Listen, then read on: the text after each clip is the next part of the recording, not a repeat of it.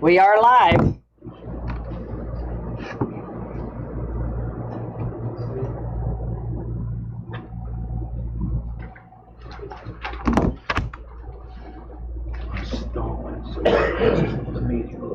Larry Langley. All right. Everybody rise. Vermillion County Area Plan meeting for the Pledge of Allegiance. I pledge allegiance to the flag of the United States of America and to the republic for which it stands, one nation, under God, indivisible, with liberty and justice for all. Amen. Roll call, please. Larry Langley. Here. Bill Cox. Here. Ron Mack. Brandon Ruth. Present. Eddie Kenizer. Here. Bob Alexander. Here. Brian Stevens. Here. And Joe Ellis. Here. We do have a quorum.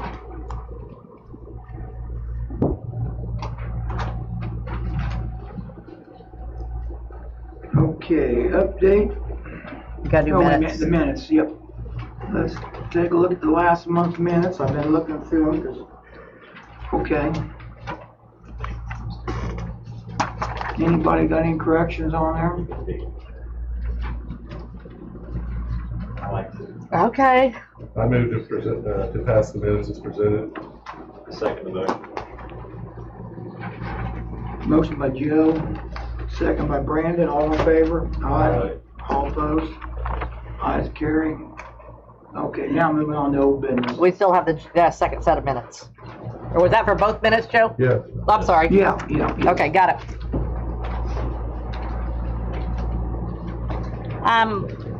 Old violations. Lauren's always the same. Cleans up a little, carries a little more in. Kevin Campbell, we should have court next week, but we're having to continue it because I'm not going to be available to go to court. He's made no improvements. So when we go this next time before the judge, we will be asking for a lien to be put on his property for a fine. Jade Warren, I have not heard from him. We have a lien on his property as well at this moment for $2,500. So, and the judge was giving him. Has he done anything at all? Not that I'm aware of. What's happening? I don't know. Stair conditioners are freezing. Yeah, probably. Stop.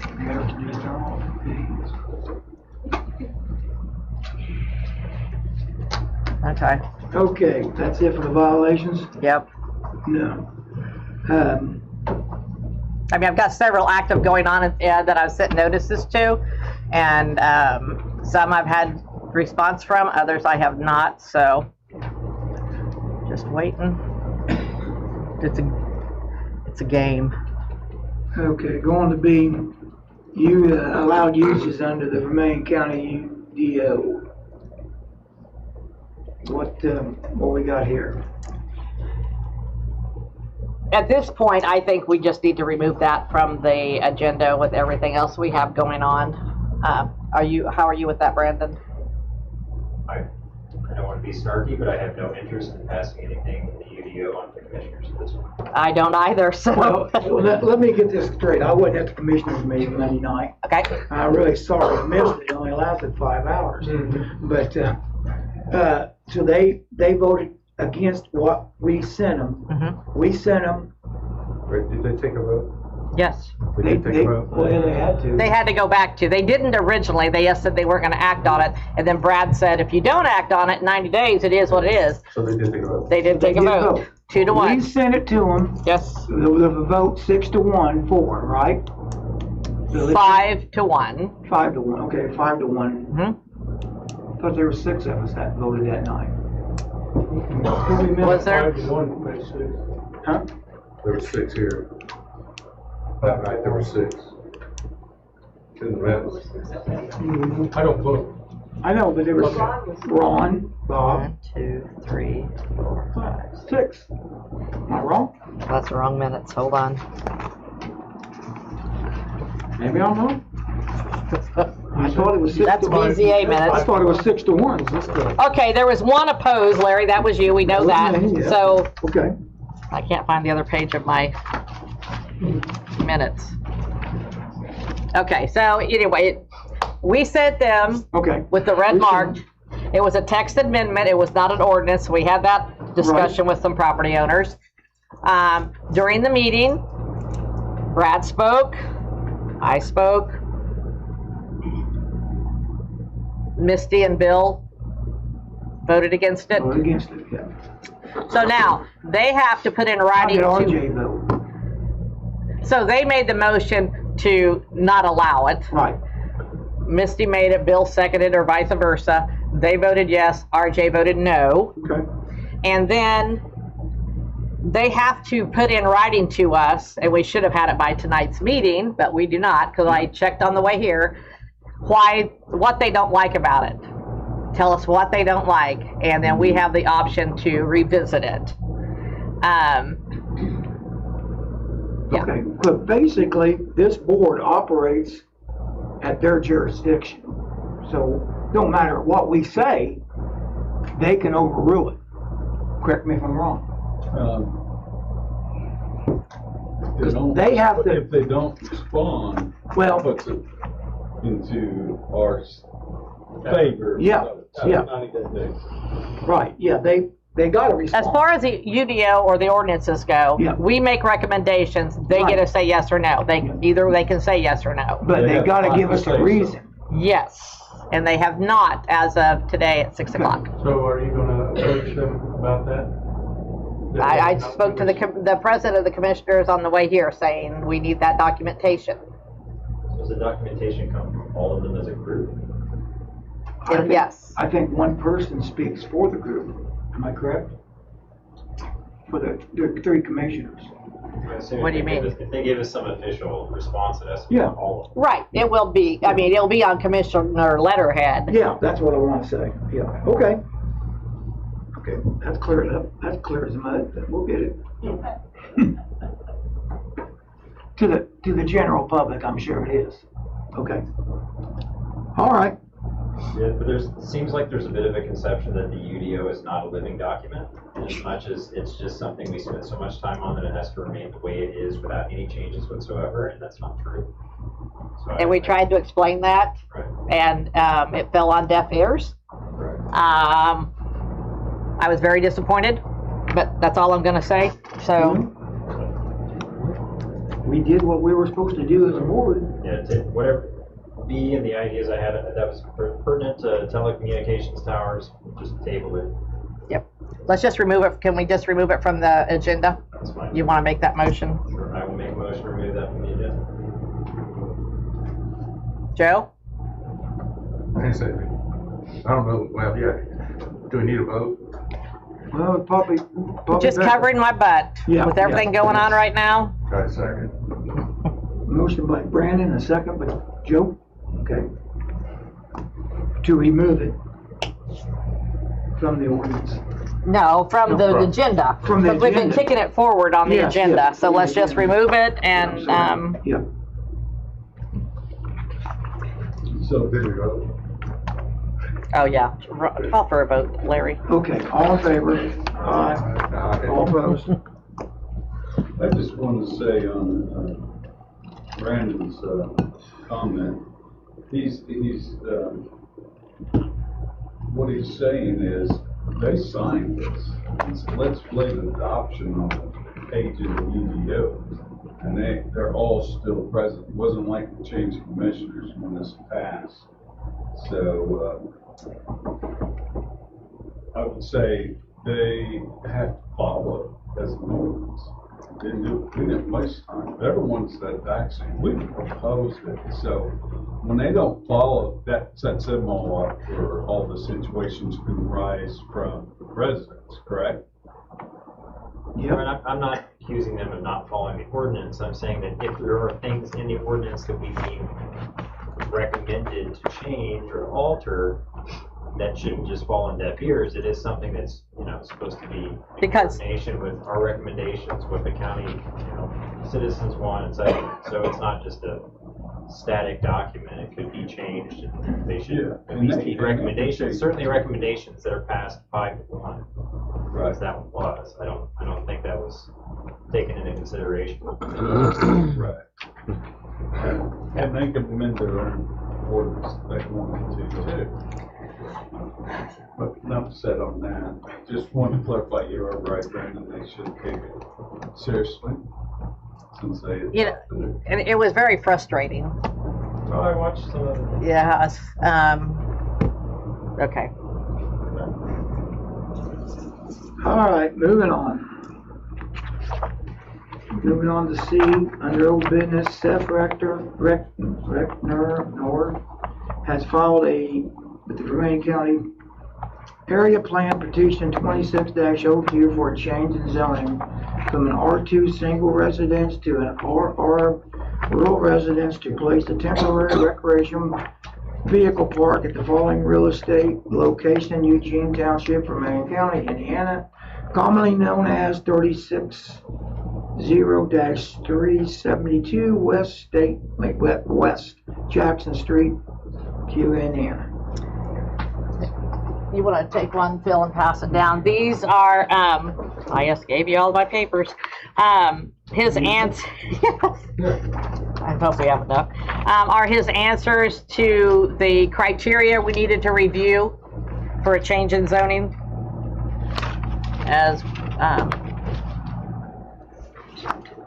do you have enough or do you need one more?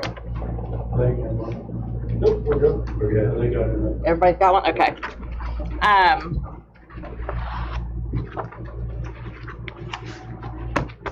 So this was, remember last time when Brad said we had this criteria we needed to review? Yes, yep. These are, what I just passed out are Seth's answers to those questions.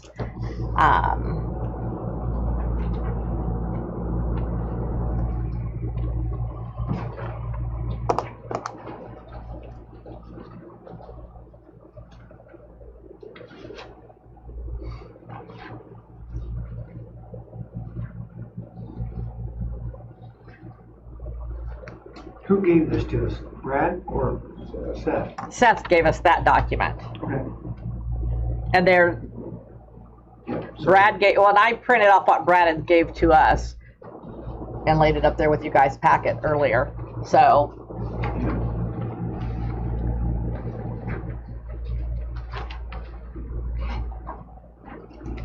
do we want to have Seth come up and speak again?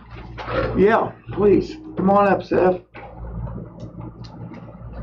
This is what Brad said, right? Okay. How's it going? Thanks for having me. Yep.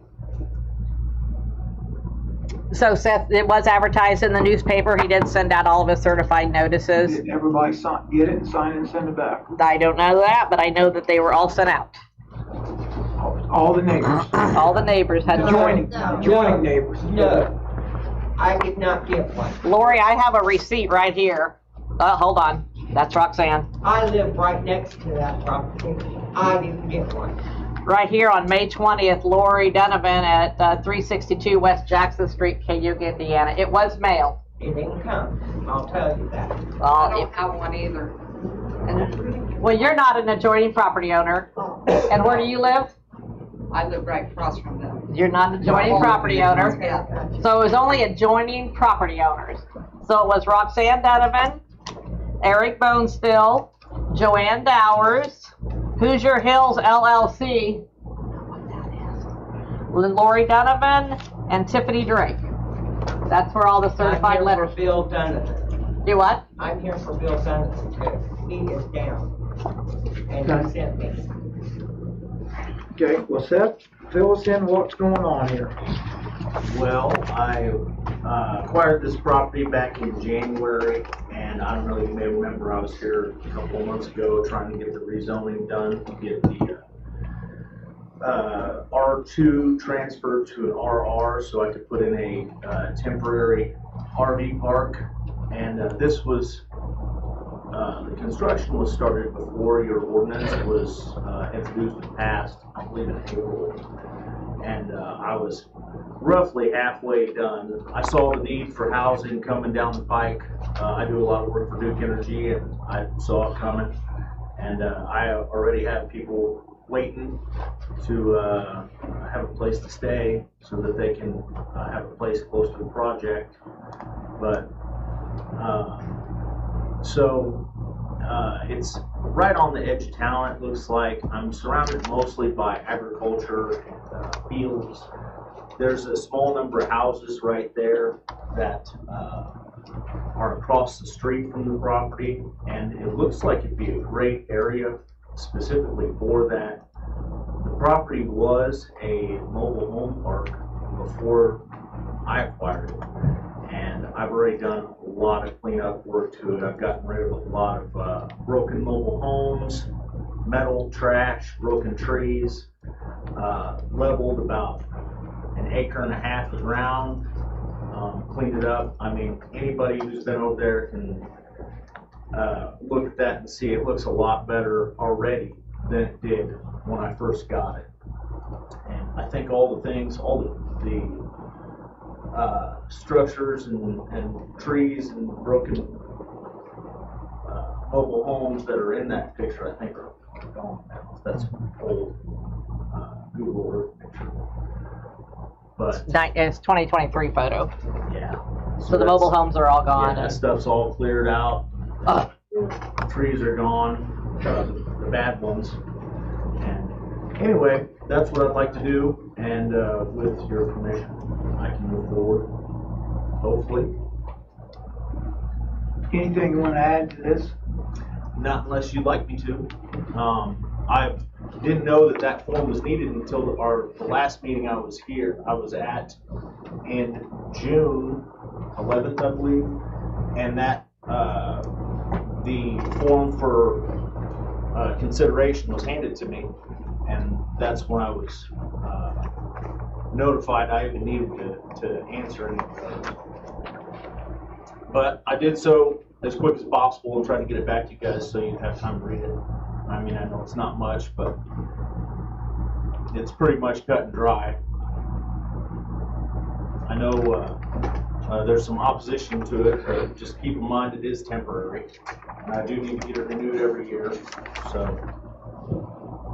I'll be back here next year, and if it's not a good idea, not a good thing, you can always say no. The board got any questions for staff? Well, I actually personally went out there because sometimes pictures can be deceiving until you drive out there. At the first meeting, I was shocked that there was, I don't know if the town of Eugene has board members or have anybody to manage the towns or streets. But when I drove, I came in through a residential area right at T of the intersection. I got out and I marked it off by walking the distance from the property directly across as the big picture window that I would say it's 50 feet definitely from where the end of the trailer, where the I will say camper would be to their property line. When you do the turn radius with my truck, knowing that if I was pulling a camper or a tiny house, whatever you want to bring into there, besides the pop-up campers allowed, but when you make that, there's going to be issues coming out of the park.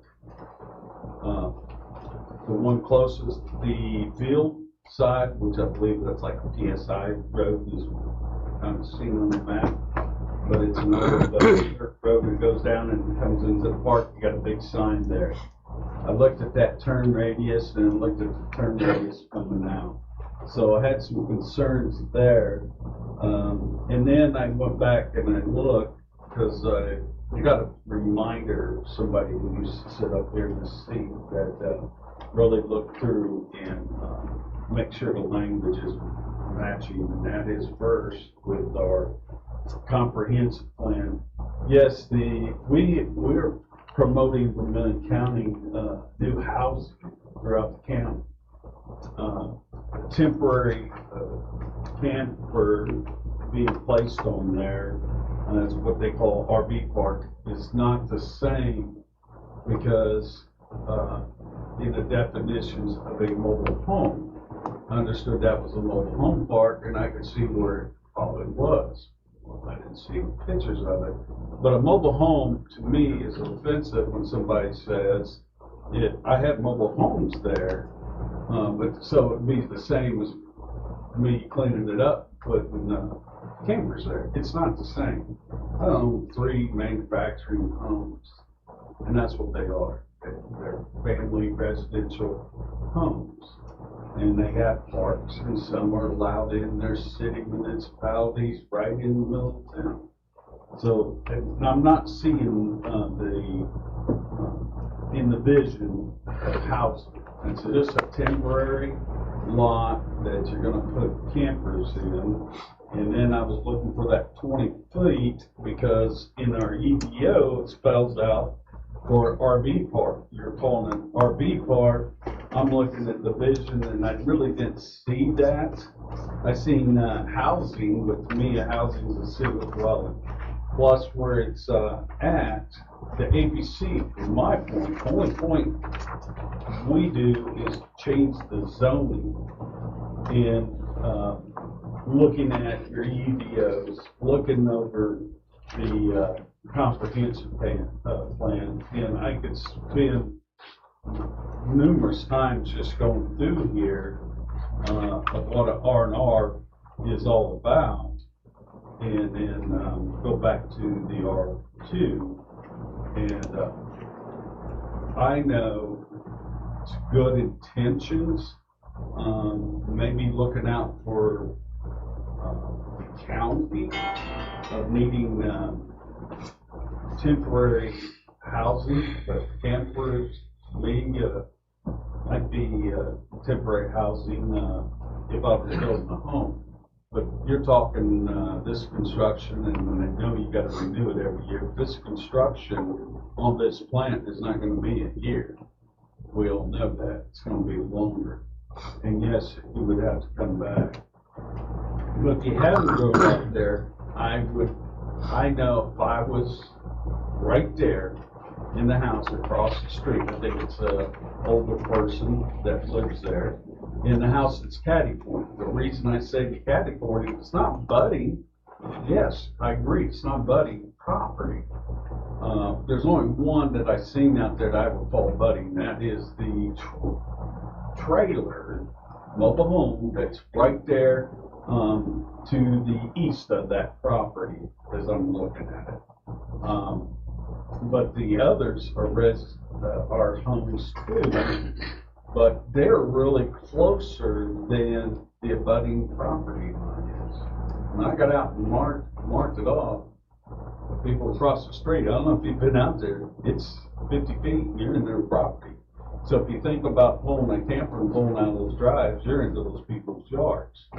When you make the turn and you're going north, and you try to turn to go down to where the wooden sign is, you're going to cut into that person's property. When you're coming into Eugene and you make that turn, the only turn you have is without possibly touching will be coming in from the east out of the main road of Eugene. But you cut over and then try to come up, and you can't direct people to do that. I mean, you can't just all of a sudden you have a temporary RV park and say, okay, there's only one way in and one way out. You just can't do it. There's no regulations to support that. The county sheriff's department will have a really hard time with that one. So when I look at all the conditions and looked at your answers, temporary supports the growth by providing much needed short-term housing. We can all define housing different. Housing to me would be tiny houses maybe, but RVs, parks, are campers, and there's certain types of campers you can get. Pop-up is not one of them. So you got a fifth wheel, that's an RV. If you have a drivable RV, that would be considered eligible to be in that park. So when I look at that statement, is it really supporting the growth? And when it talks about jobs to the area, our comprehensive job means jobs that are permanent. And it's going to establish housing, buy housing, and establish residents. And I think the town of Eugene, that's an area that is too close to have an RV park. In looking at the UDOs, what I referenced in the comprehensive plan. That's all I'm going to say. When you look at it, if people say it fits, it doesn't fit in. I live in the city of Clinton, and I'm on the council there. That RV park would not go in. Obviously, it's incorporated, but still, people that reside in Eugene reside there, and they love their little town. So I heard a lot of opposition, but I can't just go by what the opposition is. I have to look at only the EDO, the comprehensive plan, and that's what I have developed going out to the property. So I'm hoping the rest of you have looked at it. I just don't think it meets the criteria to us to go ahead and do a temporary zoning on that. I know because it would come back to what it was, R2, after time's up. But time's up is really not stated here. Thank you, Bob. Well, if I may. Yeah. When we measured out the front of the parking spots for the RVs, it came to 100 feet from the front of that spot to the road, and we figured that your average fifth wheel is about roughly 35 feet long, so that should give you ample room to park it. And when I understand that the construction portion of the new Duke Energy project is just temporary, but the facility itself will still need to be manned, and getting that facility done will bring permanent jobs to the area, if not already existing people who are working in that facility. I looked at that on your diagram. It's 20 feet if you look into our temporary, between awning to awning, it's 20 feet. That's in our UDO. That's spelled out exactly. Because see, you're asking for a temporary RV park an RV in it. So then they have those where they have to be laid out. No recreation vehicle should be located within 20 feet from another recreation vehicle. And that's on page 5-68. Right. And those spots, again, That southern laid out before. Oh, hey, Bob, you may be looking at Jennings. That's Jennings' property. Okay. What's the same? What property you have there? Up here is Seth's, but the drawing he's looking at, That's for Jenny. that's for around the corner. That's Jennings. So we don't have, except for the power boxes, the only thing I go off. When I go out there, I don't see that 20 feet. Again, the power boxes were set before that ordinance was created and passed. So I can place out of order every other power box and create that footage. No problem.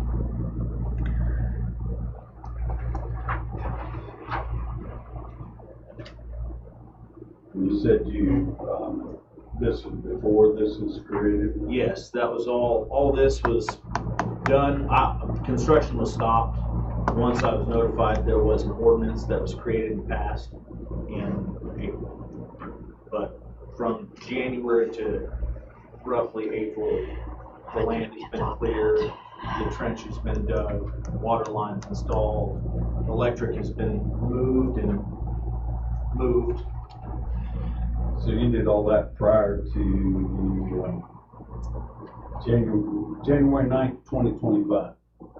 And April 1st is actually adoption. Yes. Prior to April. Prior to the beginning of April. 2025. Huh? Correct, 26. 26, yeah. He started the development prior to 2025. No, he purchased the property in January of 2026. This is already passed, so when he said. Right. I wasn't notified that it had been. Well, I don't know if you're supposed to be notified, you're supposed to notify us on something like that. Well, when I originally started the project, I contacted the health department. And originally, the health department said the only thing I needed to do was to get cleared through, to get a licensed, bonded, insured contractor to make sure that the plumbing and the sewer tanks were good to go, and I could move forward.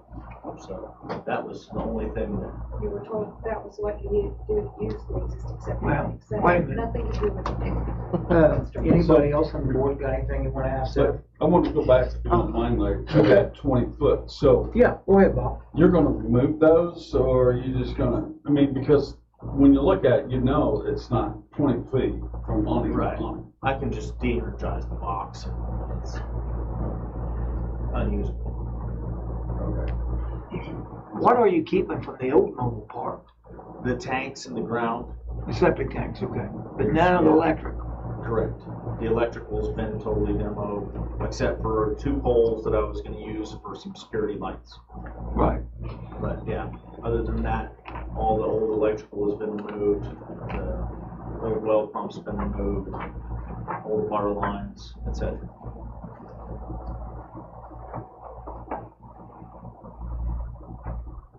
And the health department told you what again?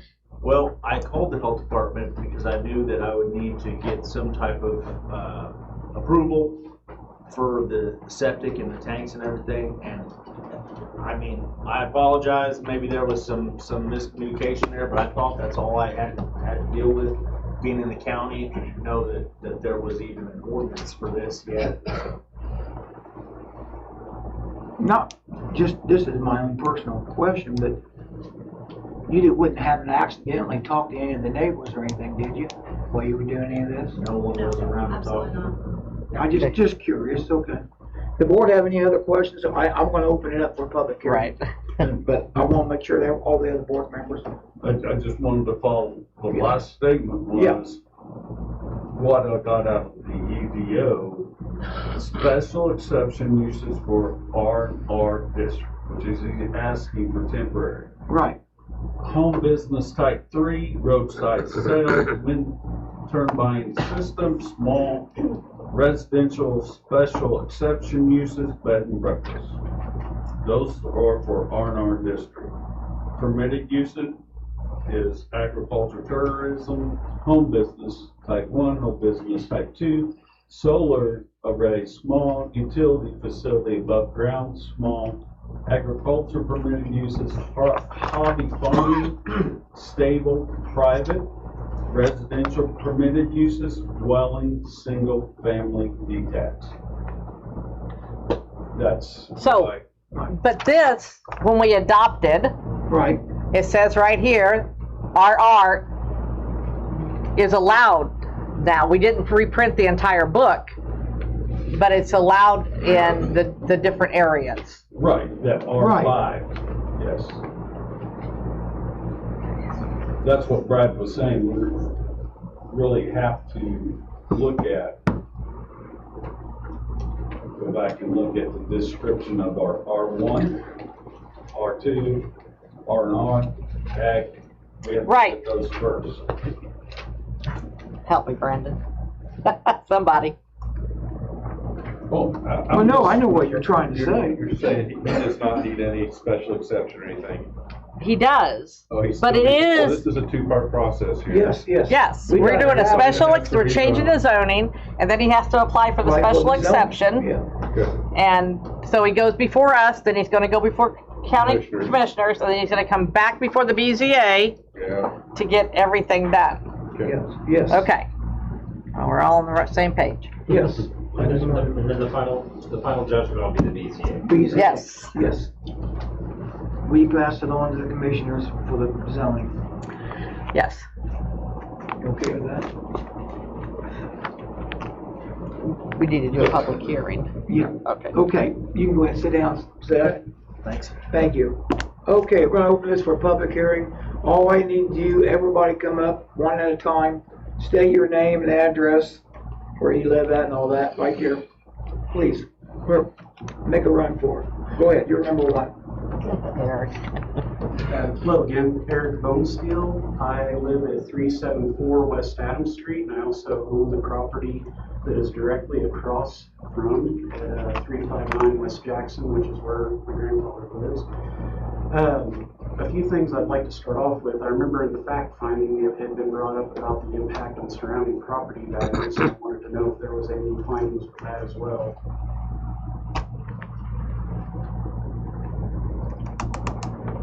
You got me on that one? It's hard to say given the fact that it's not permanent. I understand that. I'm currently working out of town, and I don't know if or when it could happen, but, my concern is when I put my properties up for sale, it's gonna be really hard to get people on board, and it's gonna affect my sale when you see all those homes across there from people that's just temporarily working. Even without the park, they're still gonna have the construction workers coming in. I know it's apples to oranges. I have a 90-minute commute I've been doing 5 days a week for pretty much all year. My next thing is, I'd be very interested to see the documents showing where the septic system was inspected and who had done it. 2015, I built a house at 374 West Adams Street, and as part of the mortgage requirements, they did want to know that the septic system was inspected. The septic system at that time had been hooked up to a home that I just removed that was being occupied since then. So it was demonstrated that it was in current working conditions. Mindful, this is a residential property, not something that's being used for commercial use.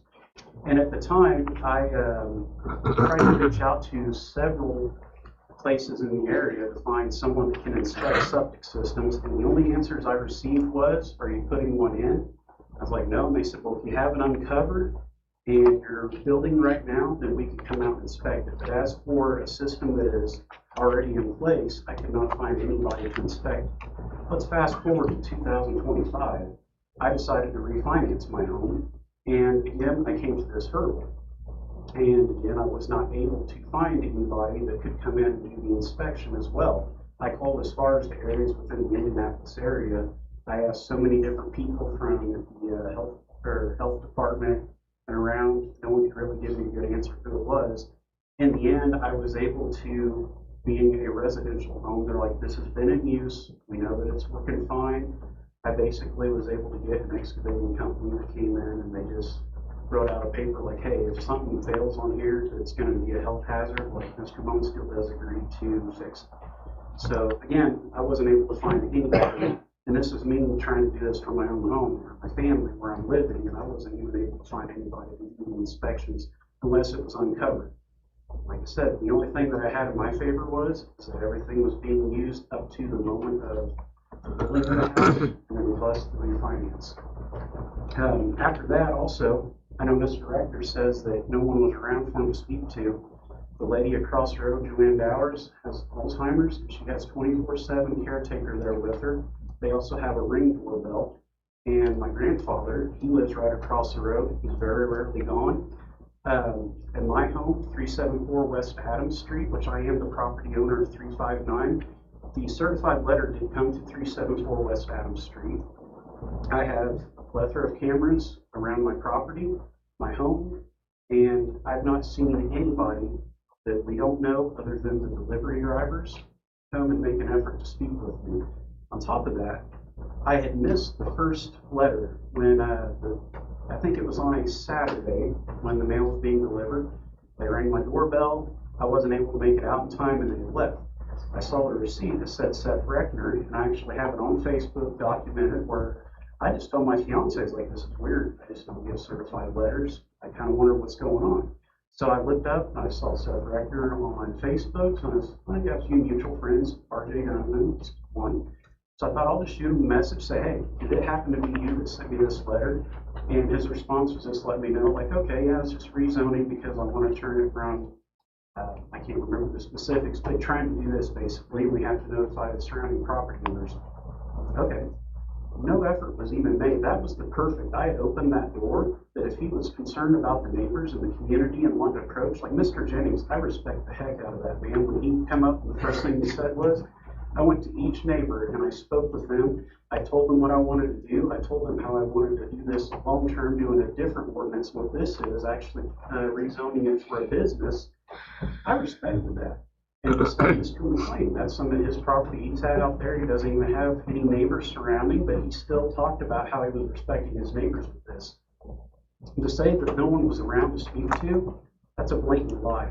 And I will clearly say it.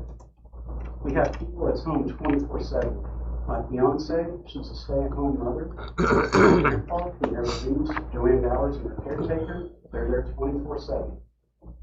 And there's, again, on my cameras, I see absolutely no one taking an attempt. As for being voted on at the commissioners, I do like to go on record and state that this property was purchased from Ron Donovan, who's also a county official. And one of the commissioners that we'll be voting on is RJ Donovan, which I've noticed Mr. Reckner, last time when this didn't go well, went back there sitting with RJ. It could just be a friendly chat or whatnot, but I just want to bring that up and state for the record, I do have concerns about the validity of there being any, Conflict of interest. exactly, conflict of interest with that. So That's a good point. I just wanted to come up, speak my concerns. Mr. Alexander, I appreciate the heck out of everything you did, all the work you've looked at, going to these links, and I appreciate the time you allowed me to speak today. Thank you. Thanks, Eric. Thank you. Could you shut the Eric, AC off? I'm yeah, freezing turn that now. The septics, we got a report from you got a report on the septics, didn't you? No, construction was halted, so before I could get anything done on the septics. Good luck. Oh, okay. If you can find someone, please Well, let me know. Good I luck. want to do more work over here. I'm Lori Okay. Donovan. I live at 362 Hold on. West Jackson Street. Lori's I up. live right next to this place. Yep. I see what's going on. I know who's been doing what. Ronald owned that place in January. Him, RJ, and James. James was bought out. RJ didn't want his name on it because he didn't want to be involved in it. My niece has been investigating this guy. He lies about everything. I know Ronald owned that because he bought my pellets because he was supposed to cut 3 walnut trees, but he cut 5. And he dropped it on the trailer in the back. Now I have to figure out how to clean it up. He was supposed to clean that mess up and he didn't do it. No, I'm not happy about the RV. I know this guy. I've seen him at RJ's. Up there eating, talking. Yeah, I know him. My father-in-law lives on the other side. He pays taxes on that lane. He pays from that lane over to the field. He pays taxes on the cemetery. And then he owns all the rest of it back in there, the hayfield and all that. And he's not happy.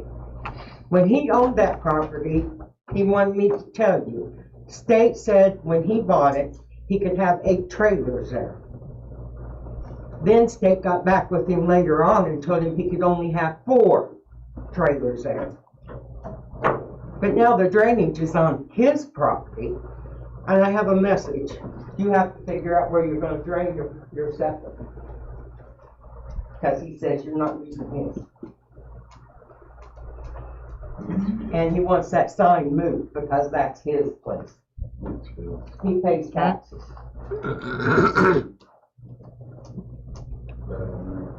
Okay. Very interesting comments. All right, thanks, Lori. Thank you, Lori, yes. Is that old? They go with the ditch. Do what? Night shields or something. Quick. Yeah, I'm James Brown. I live, not adjacent, but I'm about a block away. My wife and I moved there, put in a modular home and moved in there 6 years ago in March. Yep. Came from Westville, Illinois, because we wanted a nice, quiet place to be. What corner do you live on, Jim? I can't remember. It's 5471. Oh, that's it right there. Right here at the angle? Yeah. Yeah. Okay, that's what I thought. Yeah, okay, this is Yeah, where, and you inspected our septic when it went in, I believe. No, you didn't, did you? No, you inspected the buildings, foundation. yes. Yeah, that's it. yes. I knew you Health inspected department did, septic. yes. But yeah, it's, we wanted a nice, quiet place, and I don't see this as being, remaining a nice, quiet place. As was also brought up, that's not gonna do anything for our property value. Not that I'm selling, I'm gonna die right there, I'll guarantee that.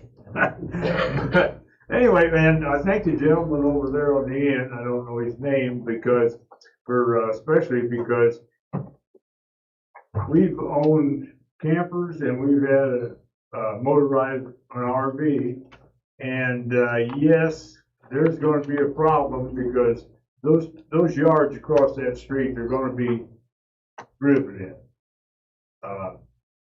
So I think that's about it. But thank you. Well, thank you. Thanks, Jim. Thank you, Jim. The man's name at the end down there for the records, Bob. My name is We Jean call him Bob. Fitzsimmons. I live catty corner from Jim. And I really Catty corner, don't so- want the noise. I've lived there. Are this probably you here? 40 years. Is that you on the Yes, map? that's me. Okay. And I've lived there probably 40 years. And I really don't want the noise. It's a very small, quiet town. We don't have even a gas station, and we have ducks, and the neighbors have goats, and we like it that way. We like it quiet and the way it is. And I have a letter from Brandon Shipman and his wife, who are on Jackson Street. They couldn't be here because he's out of town working in Tennessee, and she's working. And my daughter works, and she also resides. She drives back and forth to Indianapolis to the VA hospital. So and she's been there all over her life, and it's always been like it. And I like it. You want to read it into the minutes or into Read this in the minutes into the here. record? To whom it may concern regarding the easement with the camper sites along Jackson Street in Eugene.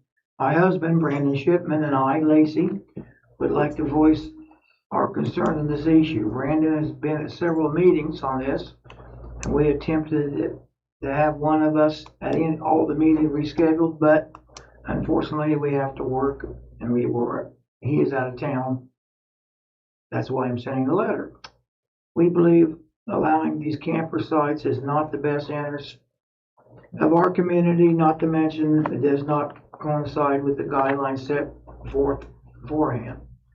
From our understanding, there will be no direct supervision of these sites and what goes on at them. The county does not have extra resources intended to provide needed protection for our area, so to be held accountable. We have children, grandchildren who walk and ride bikes along the road, which is a half mile from our house. Increased traffic and noise at all hours of day and night will become an issue, bringing in several safety concerns. Lastly, but not least, what would do with the property values of everybody around here? This is definitely not going to increase them and will increase them, our taxes will not go down. Thank you, Brandon Shipman and Lacey Shipman. Thanks, Larry. I'm gonna speak for myself right now, Lori. Okay, Lori, go ahead. My trailer sits on the end. I think you said you commented about it. But if you see back there in the back, that back trailer back there, it's sit there for years. I have lived on that whole property for 40 years. 41 actually, because me and my husband lived together for a year before we got married. I want to know who surveyed, because our property line is where the other trailer was. It was right there, where that trailer hitch is. So you're saying this, what he's trying to do, maybe some of this may be on your property? The stake, whoever surveyed, moved the stake up, She can point to the drive coming out. right here. See his Right. drive? The That's drive the drive here comes out. Is in front Is of my, part of my property. But that trailer hitch, right there. But they've got that stake over here. I don't know who surveyed, but I got 1 acre there. You know, Right. I paid on it all these years. Now, I'm rather upset because Ronald took that trailer court that was in the will Right, for my husband to have because he was disabled. right. This is how cruel Ronald is. Okay, we need to stay on topic. Yeah, please. And he's trying to do the same right now. Okay. Well, thank you. And the aerial photos that I'm showing on the TV screen are they're just a Yeah, reference. yeah, They're not that's not- 100%. They're I not know property that lines. They're It's just a not the way- reference. No. Okay. It I can should bring be it up on shown that, because and it could be all. if you bring up your property taxes, you'll see Bill Donovan. Right. Because it's not all straight diagonal box. I've been told that on mine too, Right. because of Grondites. Thank you, Lori. Yep. Anybody else? Please. Oh, you. Could you read the answer to the questions, into public record that Seth filled out, that, were part of the questions for rezoning, that you guys have? I passed out to you. That you have, but we don't So the have. question one, The question was, does the zoning district request match the comprehensive plan that the area is meant to be used for? Could you read those responses from Seth in the public record? She wants to have it on record, and I can read them. The paper that you. Yes. Which one do you want to read? Yeah, I know, but she wants Zoning criteria. you want the whole thing? All of right, the answers. Yes. I just want to know, I'm curious what those responses are. Yeah, I can read them. Well, And I If the apologize for president taking allows the me. time, but I think that, you want? I can read Yeah, them. Bobby, you want to I'll read? read them, but I was gonna say, I'll read them. Well, we can but I- give you a copy of it. Well, I'm sure the other people would be curious too as to what those answers are, and that should be public record. I know Well, I'm sure glad you brought that up. at Judy. Thank you. at BZA, we read all that into public record. So I'm just asking, could you please? read Yeah, it? So, there's yeah. a good chance it may come back to you, This is true. Okay, Bob, Bob. sorry. Responses, for point number one, yes, the comprehension plan supports economic development and housing for industrial growth, especially along state roads. This isn't the correct one. Yes, it is. That's it. is.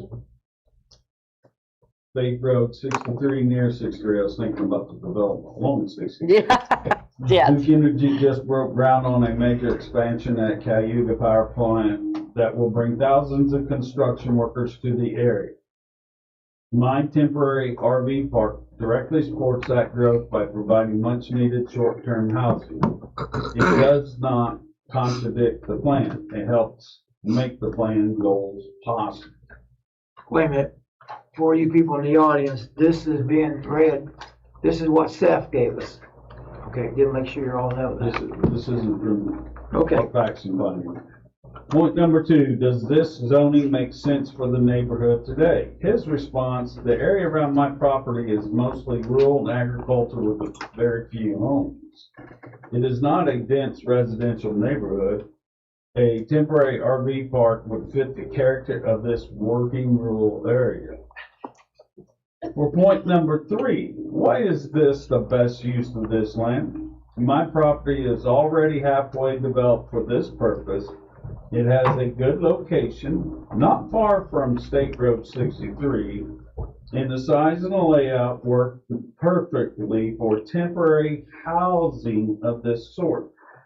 Right now, with thousands of workers coming for the power plant project, this is the most valuable and beneficial use of the land for both me and the entire community. Without places for these workers to stay, the project itself suffers.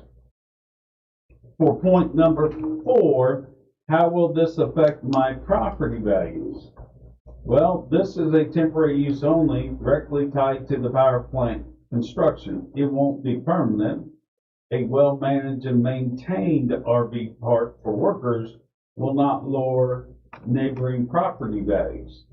In fact, supporting this major economic project helps the local community, brings jobs, and ultimately supports property values across the county. For point number 5, are the roads and services sufficient? Yes, my property is located right off of Jackson Street, a paved road located between the 2 restaurants in the area. This road is roughly a mile from State Road 63, in an area where county fire, police, and emergency services already operate. Sorry, Bob. There goes the police. I'm following all county requirements for septic, water, electrical hookups. This development fits logically into the growth already happening because of the power project. Seth Becker. Thanks, Bob. Thank you, Bob, appreciate that. I have a question. Okay, come on up. Forest Glen is just 3 miles and they have a campsite. Mm-hmm. So I don't know why we would build one because the state park is right there. It's like 3 miles away. Very good point. Thank you. 7 miles. 7 miles, sorry. Go ahead. Yes, if I remember correctly, I think at the previous meeting, a comment was made that when the commissioners do vote on something, there's not an open forum, is that correct? For the public? Well, No, commissioners are during their meetings, they have public comment at the beginning of the meeting. And that's it. yes. Okay, so I guess one thing I'd just like to really put in the minds of, I'm sure they'll be seeing the minutes, the meeting notes, hopefully the footage. The one thing that kind of comes to my mind when we're talking about like who does this promote, who does this really help, who does it benefit? And when you really think about it, does it benefit anybody in Vermilion County? Anyone that's going to be staying there is not a Vermilion County resident. The owner of the property that's profiting from this is not a Vermilion County resident. I know we can't be prejudiced. I know we have to go by what the rules and the regulations state, but I also want to urge and remind the commissioners that they are elected to serve the people of this county. And when they vote on something, they really need to think about, is this really going to benefit anyone in Vermilion County? It is certainly not going to improve our property taxes. And that's really, when you look down at the legal side of things, that's really the only effect that it could have on us fiscally. So that's something that I really want to have on the record. And I'd like to also, and I will speak with them at the meeting, just to kind of put that in the back of their minds. I want people to know when they see the voting happen, if it is passed, they were reminded first, you serve the people of Vermilion County, and you need to vote for things that's going to be in favor and help those people of Vermilion County. Thank you. Thank you. Does Judy need one of these? No. I got no, thank You you. got that? I took it, thank you. Just close public hearing. There's one thing. We Okay. need to have the health inspector go out and examine that property because the garage that was standing on that place, Kai Sutliff burned it down on the far end where the last trailer was. Insulation and roofing tile was buried there. Yeah, I caught a lot of stuff while I was living there. Well, I'm sure glad you brought that to our attention. Thank you, Laura. You're welcome. Motion to close. Okay, anybody else in the public? Seeing none and hearing. Oh, well, yeah. But that's Seth? after we close public hearing. After I close public hearing, but yeah, but motion to close public hearing. Anybody want to close it? We can keep it open if you want. I'll make a motion. Okay, there's a motion by Bob and a second by Eddie. All in favor? Aye, aye. Aye. All opposed? Good then. Okay, Seth, you got a rebuttal? I'm sorry. You want to rebuttal anything? Totally up to you. You get the last word. I can.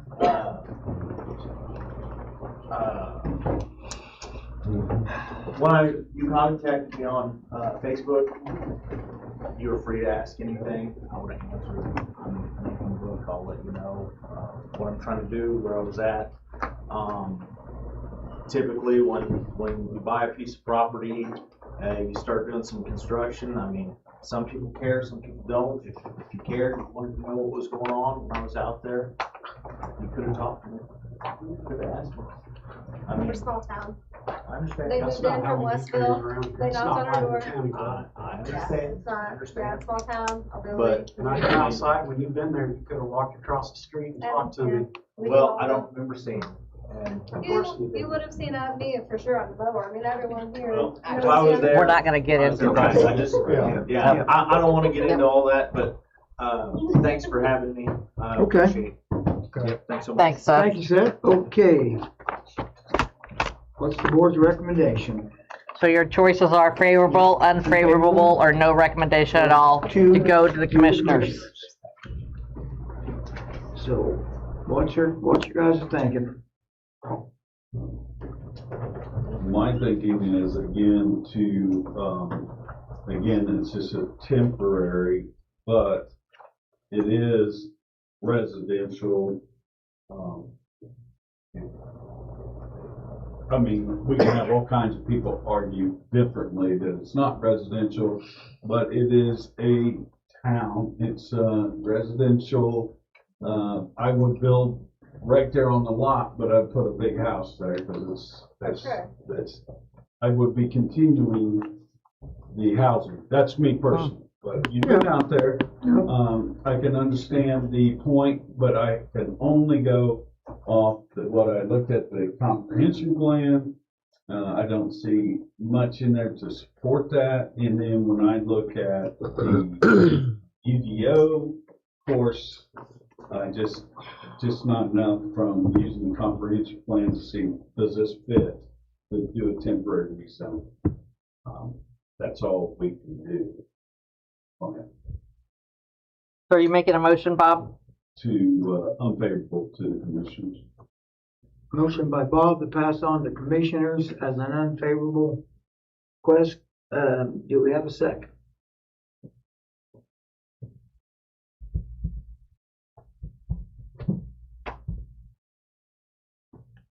Do we have a second? We do not have a second. Okay, motion dies. Anybody else? We need a voice here.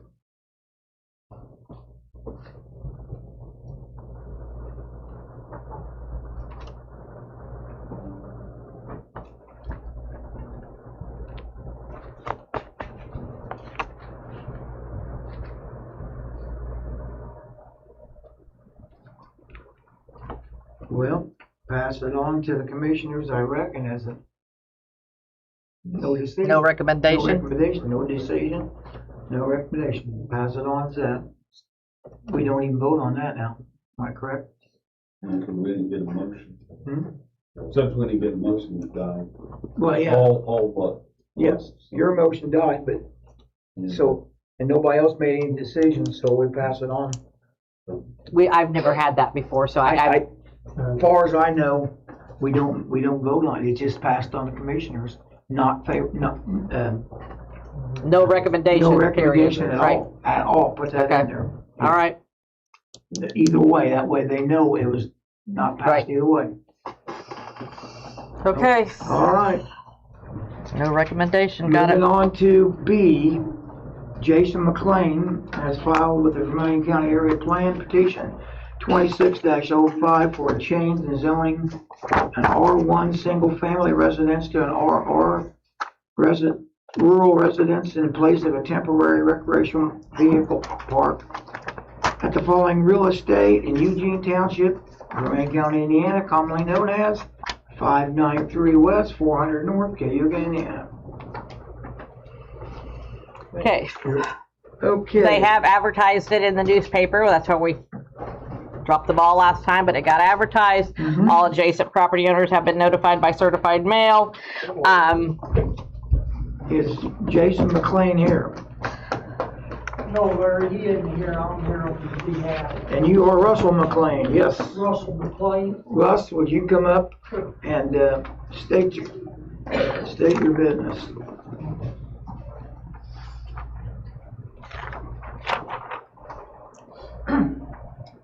yeah, I'm Russell McLean, I'm Jason's father. Actually, I own all the property there, but put this last piece in his name. And so on two sides of it, I own the property and I live there. And as I said before, I just had the idea of having these tiny houses in there temporarily to help the Duke Energy thing, and just an idea. It's not, I don't really have a lot to say about it. But these aren't campers, these are wooden Yes. structures. Yes, yes. And it's on the property you live with. So he lives where the white square, the property where the tiny homes are going is where the white square is, and he Yeah. lives on the hill behind it. Yeah. I own all the way down from the road. Can you outline? Yeah. You can see there's Well, a but I come driveway. on down on the right-hand side there. There's a driveway Yeah, going back, that's where yeah, Russ yeah. lives at. Well, actually clear onto the, Yeah. yeah, right. I own all that, yes. And he owns this piece up here as well. And, yeah, the one. The other half of the pond, Yes. yes. Right, with the pond. Yeah, I own. Out there, there's no, and you've been to both sides. I didn't see no residential, it's just, I was kind of confused, because I was focused on residential. Well, And I didn't this see time, this time of year, there's so much growth up there that you got about make a turn to see my property there, but Yeah. I'm up on the hill. I've been there about 55 years, okay? And then on the other side of the road, onto the left, I own about 120 acres on that side. And this was no thing, certainly if I had known all the red tape, probably would never done it in the first place. Right. I just assumed there was a mobile home on this property for many years. And I bought the property and got the mobile home off, and it had sat there, and I have water, and I've got things in the works with the health department. I'm sure I haven't crossed that bridge totally yet, but and I have electricity, I already had electricity there and the whole bit. And I just thought, it doesn't seem on the to the north of it is just a fellow has pasture Oh, there. it's all pasture, yeah. And that's a waterway there? It's green, or is that just? Kind of a holler. Just a little. Right there. Right, it feeds these two ponds. Oh, that's on the Those other are side of the road, ponds. yeah. Yep. So they match, again, it's my opinion, it matches tiny home, rezone for temporary, it comes to me an RV park. I do a lot of parks, and when I see temporary RVs, and you're asking for this for tiny houses, it comes into cabins, like, there's Well, lots that's of what it is. places. As a matter of fact, you probably wouldn't mind living in them yourself if you can see Yeah, them inside. well- They're totally finished and it just, If anybody's been out Peaceful Waters in Park County, those are tiny homes. right, Those yeah, are- it's kind of the same thing, There's really, no yes, even yes. restrooms or anything inside those, Yeah. bathhouse Well, this even has, it has, facility. yeah, it has facilities, has bathroom in it. Yeah. Has a bathroom in it, and most of the rest of it is just open. But I was just looking at the zoning purposes, that's all I can look at, going from the R into the R. I really see, Show how good a job it is. especially since I couldn't find it. Okay, do you guys have any more questions before we open public hearing? So these are temporary out houses, so they can just be picked up and removed. if you- Yeah, well, as a matter of fact, my son says one's gonna become a cabin, he's got 75 acres on the other side, okay? He said, Dad, when we get through there, I'll just make a cabin out of it. Well, it would work, and people do it. Well, thanks, Probably Russ. four would be, four would probably. Does the board have any other questions for Russ? You said 4. You got 4 questions? I don't know, you know, I gotta get all the hurdles on these two to see what, you know. I don't think he has enough room for 4 with the Yeah. spacing he has to Might have. get 3, but I don't think you'll get 4. And, yeah, he has to get some health department stuff Yeah. done, Yeah, so. Okay, but this time, thanks, Russ. okay. We'll open up for public hearing. Anybody in the public got in? Any questions for Russ or the board? Seeing none and hearing none, we'll close the public hearing. Okay, board members, how we want to treat this one? Favorable, unfavorable, or no recommendation at all? We need to read his paper. Yes. Huh? We need to read his paper. Oh, from Jason. Well, Yes. Russ, okay.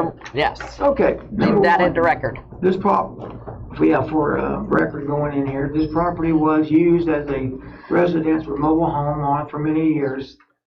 I'm wanting to do it is not my option, but not any difference, excuse me.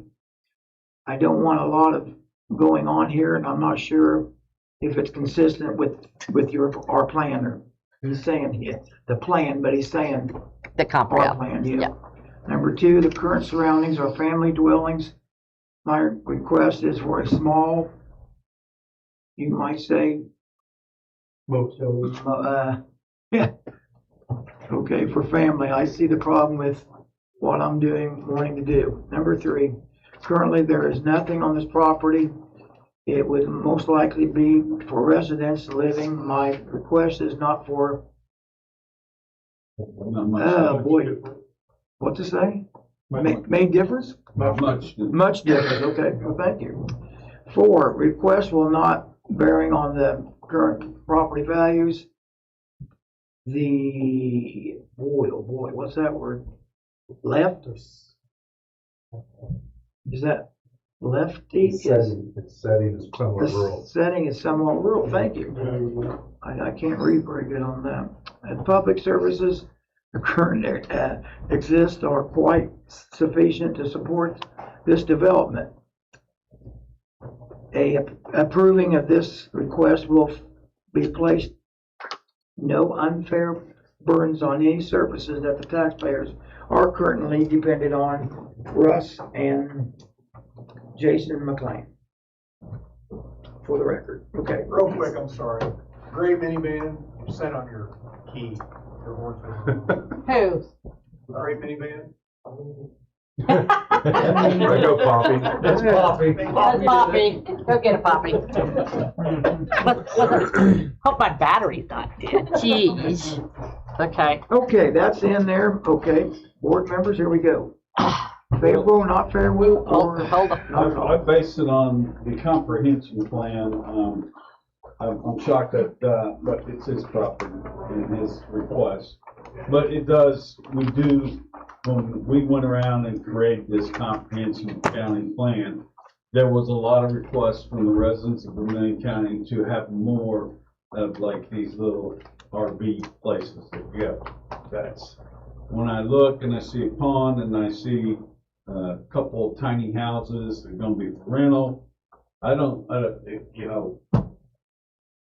it means to me a small campground that is not in a populated area as the previous one. So when I go back and I look at the EDO and I look at the comprehensive plan, I see no effect. It's got a nice road coming off of it. It's right there on the site. I don't see unless I'm missing something, like that kind of meets a request to rezone. So you're making a motion to pass on favorable? Yes. Motion by Bob to pass on favorable? Well, I hear a second. Second motion. Second by Brandon. All in favor? Aye. All opposed? Motion carries 7-0. Sorry, 6-0.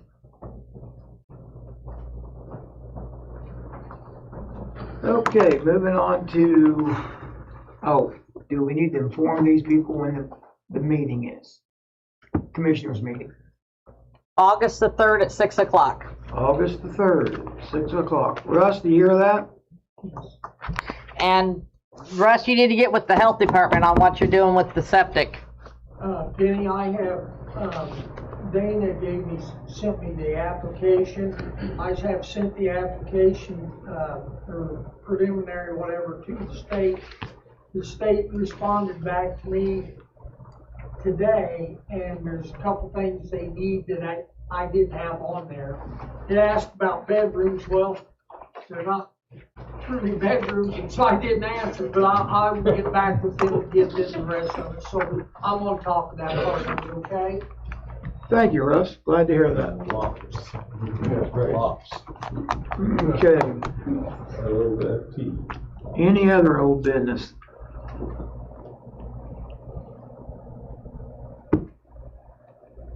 None, is there? None? Okay, moving on to new business. And apparently we have no new business. There are some things coming down the pike that I'll tell you. We have two bulk energy facilities looking at the county. I expect to have more information on that for next month. And Tenaska may be on our agenda for next month as well. And they are what? Bulk? No, there are gas powered plant. Gas power plants, okay. One or two? Just the one. But it's going out on 700 South. Right. Mm-hmm. Okay. But, and again, I did forward you guys, I received paperwork from NG today on the tax papers that he had mentioned. Right. I did email those out right at 4 o'clock to you guys, a little before 4. So, they announced at the commissioners meeting they plan to be doing something in the next 3 months, so we'll see. So we do have stuff coming. Some big projects coming down the pike, and a lot of it is out of my wheelhouse, so we will continue to use Brad as a consultant on these projects. It's a lot. Yeah. Oh, I don't have a problem with that. Brad, and as well, he well represents us and guides us in that direction. And he's so calm all the time. Yes, I do have one question on Brad, and I don't know if this is the wrong place. No, this ain't the wrong place to ask it up, but there's no wrong place to ask questions. Are we okay to keep him? Budget-wise, are we okay to? Yes. Okay, I was just curious on that. We bumped up that section of the budget. Yes, we did. We did what? We increased building permit fees. Yep. So that helps. You think that's covering what he? Yes. His bill or whatever. It's covering something. And yes. Oh, I think Penny would let us know if we overspent. Somebody would let us know. I don't know who. Any other new business or anything? No, but we do have a lot of stuff coming. Yeah, we got a lot coming going for on. us. The county's got a lot going on all of a sudden. That's great. Hold on. I do have it. Go ahead. Go ahead. I was just wondering why you gave us just the final copy. Yes, for your book, to stick in your book. I even hole punched it for you. Okay. Yeah, we did see that. We do have a lot coming down, so it's going to be. I got a question from a guy sitting next to me here. He's on the Vermilion Drives, and I happen to be out there quite a bit here lately, snooping around, probably. I see the spec building is being something going on there, which is, I think that needs to be addressed to the county. That's great news. It is wonderful news. The building is sold. There is a new owner. They've closed on it. They're working on it. Yes, awesome. They will employ 25 to 40 employees that will pay above the county average for salary. Good. And I cannot say who the company is yet. Well, no, that's okay, but per their their desire to not announce themselves until they get closer to being ready to hire employees. That's awesome. The building has been sold. And it's a warehousing and manufacturing business. Good deal. That is awesome. Hold on, I've lost my Okay. agenda. Approval of Jesus. wait a minute, got any other new business? No, let's do claims. You got any new business? I didn't think so, thank you. Okay, moving on. Approval of claims. The claims we have for this month is, we paid Ron for third quarter, and we're paying Brad. So here's the claims and the Well, that the was, claim vouchers you need to that sign. was my question that I asked a while ago, sorry. I didn't realize that. As far as the office report goes, hold on.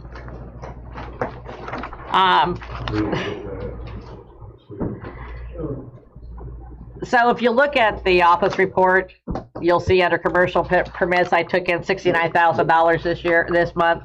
That is for the battery facility west of Duke. And, Go ahead, you're fine. okay. Keep talking. No, that's what it was for, so, So what did a application fee? yes. Yeah, I see. $69,124.80. So what, did you say what that commercial permit, 69,000 was for? The bulk energy storage facility, Okay. and it's pending, it's in review. Well, you can't cash the check until, Oh, no, the check's been deposited, yes. we have to give it back to them if it don't pass, right? Well, yeah, but, yeah, Okay, in the just- meantime, Meanwhile, It's in Penny's escrow. no, it'd be in the treasurer's office, thank you very much. Have you been out to the Apex Solar Rollers Creek site? They're not doing anything yet. Nothing going on. Nope. I went to their fireworks show. was it nice? St. Bernice, Good. but, okay, just seemed like there was a big hurry and. My understanding, Bob, they're probably gonna wait till after, what farmers are telling me, they're gonna get their crops off before they, so that's what they've been told. And there was something about funding, they had a timeline of window they had to get things done Yeah, Okay. for funding, but, they all feel pretty good about their. nope, they're very pleased with where it is and they're gonna moving get the forward. crops off there, so, yeah. Oh, that's not. Okay, So June was a good month, 8 permits were issued, July I've got 2 already going, and I'm expecting more, so my office is very busy. yes, good, it needs to be. When you hire more help, Oh yes, I'd love Okay. to have a Well, part-time person. so get that on the agenda for you next year, I sure will. So this bulk energy facility is a potential $720 million project. Yes, Okay. That's probably good for the public to know. That's big. Yes, very nice. thank you, Brandon, yes. Okay. That's it. Yes, Sounds like a winner to me. I need a motion from somebody. Yep, motion to end this meeting. I'll make a motion to adjourn. Motion by Eddie, and a second. Second by Bob, Yep, and it's over. all right. BZA will meet in 5 minutes. And the recording still continues. I can't set it off and restart it. So, Okay. watch what you say. I know, you're There you good. go. Oh, did everybody get Ron's card signed? Yes, yes, Okay, yes. thank you. Wait, wait. Thanks. I will do it with Laura too. Oh, No, it's all good, it's all good. IU Methodist. Yes, they lifelined them. And plus, I think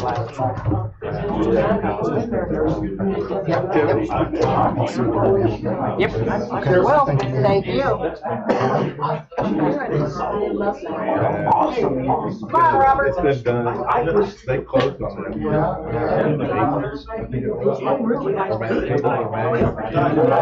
That's good. This is Ron. No, It's closer to the house. There's actually a news release done by. No, we do not. They don't tell you who it is. Oh, yeah. They just say the slam. No, I get where they're coming from. That's cool. Yeah. Hi Judy, how are you? Congratulations.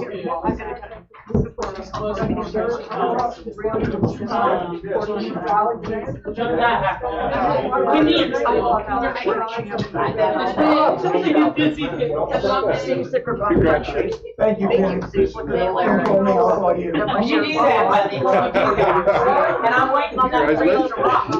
We're getting That's all we got this one. Yeah, what's? She's only 3 years old. She's about 65. Okay. Yeah, 60 years. Yeah. Yes. With internet service. Yeah. Well, Probably public. no. Oh, jeez. We're recording, we're recording. We're recording.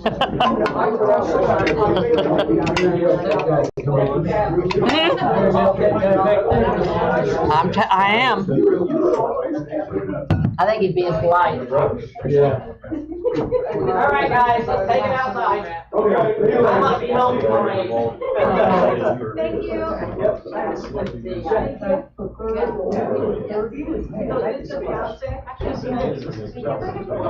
Yeah, that's quite frustrating. Yeah, it would be nice. Nice to meet you, good guy. Good guy. I've known him to speak with. No, you said you were that high. Yeah, I know. I haven't known you since you were that high. How are you? That's were they doing that via the meeting? Right. You ready?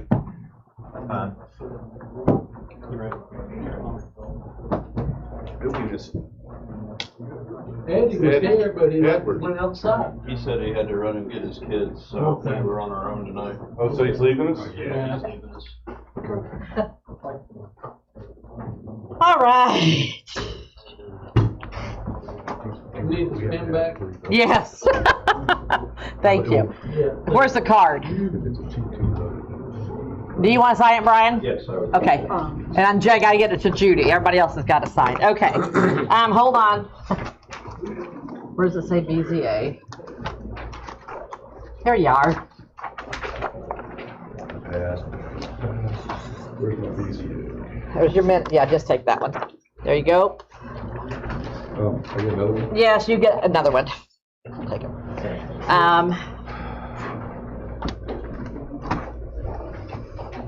And then I've got his findings of facts.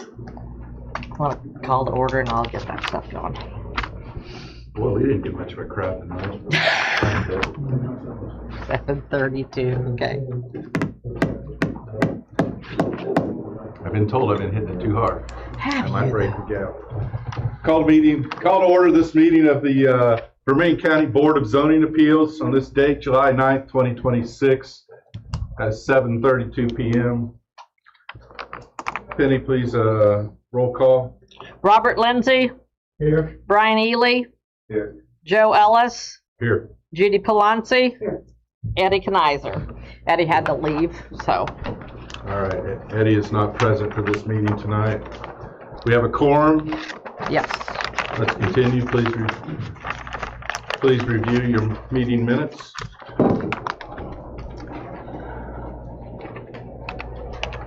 Pretty short and sweet last time.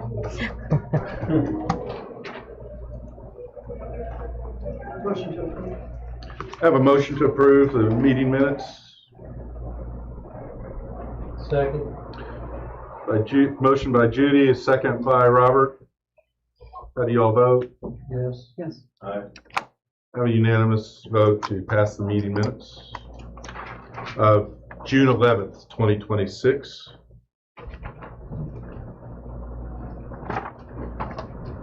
This time we will entertain new business.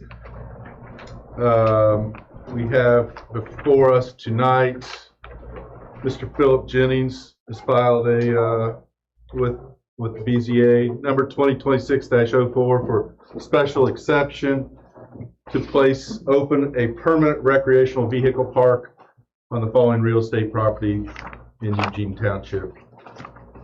The property is commonly known as 3144 North State Road 63, Cayuga, Indiana 47928. So it has been properly advertised. He has contacted all adjacent property owners. I have spoken with the one just past him. Their porters, they are aware of the situation. They're fine with what he's wanting to do. And that's all I've got.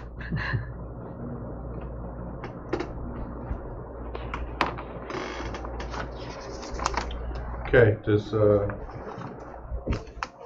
Phil, do you have a need to come up and speak again? I mean, I'm. Anything new to add, or? No, nothing new to add that I can think of off the top of my head. The commissioners approved the zoning change on Monday to Park and Recreation. Correct. Okay. And currently your layout is still the same, or your plans are still the same as I prior? pointed out. No, I don't think you need to.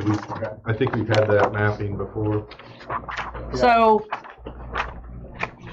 we have, and it's my understanding, Bill, if you come up here, on the draw, if I understand it correctly, you only have 7. These are that part's the space between the campers. Right. The shaded area is gravel. That's where the actual trailer would be on. On the gravel. Yeah, so in those plans, that's the minimum that the state requires is 19 feet. But we've been given that opportunity. We have the freedom to make those wider, which we were going to at least do the 20 that the county requires. Yeah, because there needs to be 20 feet between each camper. And when, before Mr. Mack's accident, he had gone out or measured you on the aerial and drew it out with 20 feet. And what does he say here? They're assuming a camper is 12 foot wide with slide outs and 30 foot long. He has you figured 5 across the end and then 1 at the back. So the state doesn't require there to be a 20-foot gap in between, just as long as the site is that wide. Now, BZA can I understand put that requirement on there because that's what good, what we have anyway. Okay, sorry, I'm done. Okay. Anybody have questions they want to ask for? I'm just curious if the change has any effect on the property taxes for that parcel. For the surrounding? No, the zoning change, like you're gonna be paying more in tax? I'm gonna assume that I am. Yeah, wasn't sure what the effect was.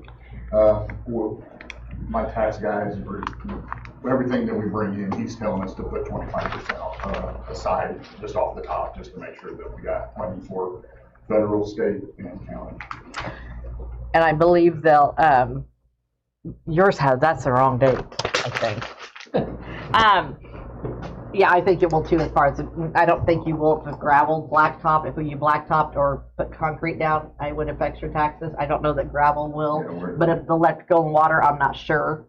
And, what are you doing with your septic? We're having a holding tank. Yes. And you're working with Dana on that?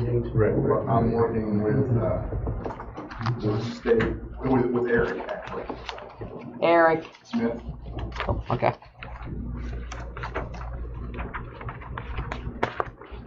So, at the meeting that you were with the APC, I've asked some questions, and then so I'll redirect them here at BZA, so it becomes a matter of public record for BZA. Yes. And I just, again, so the information is in there.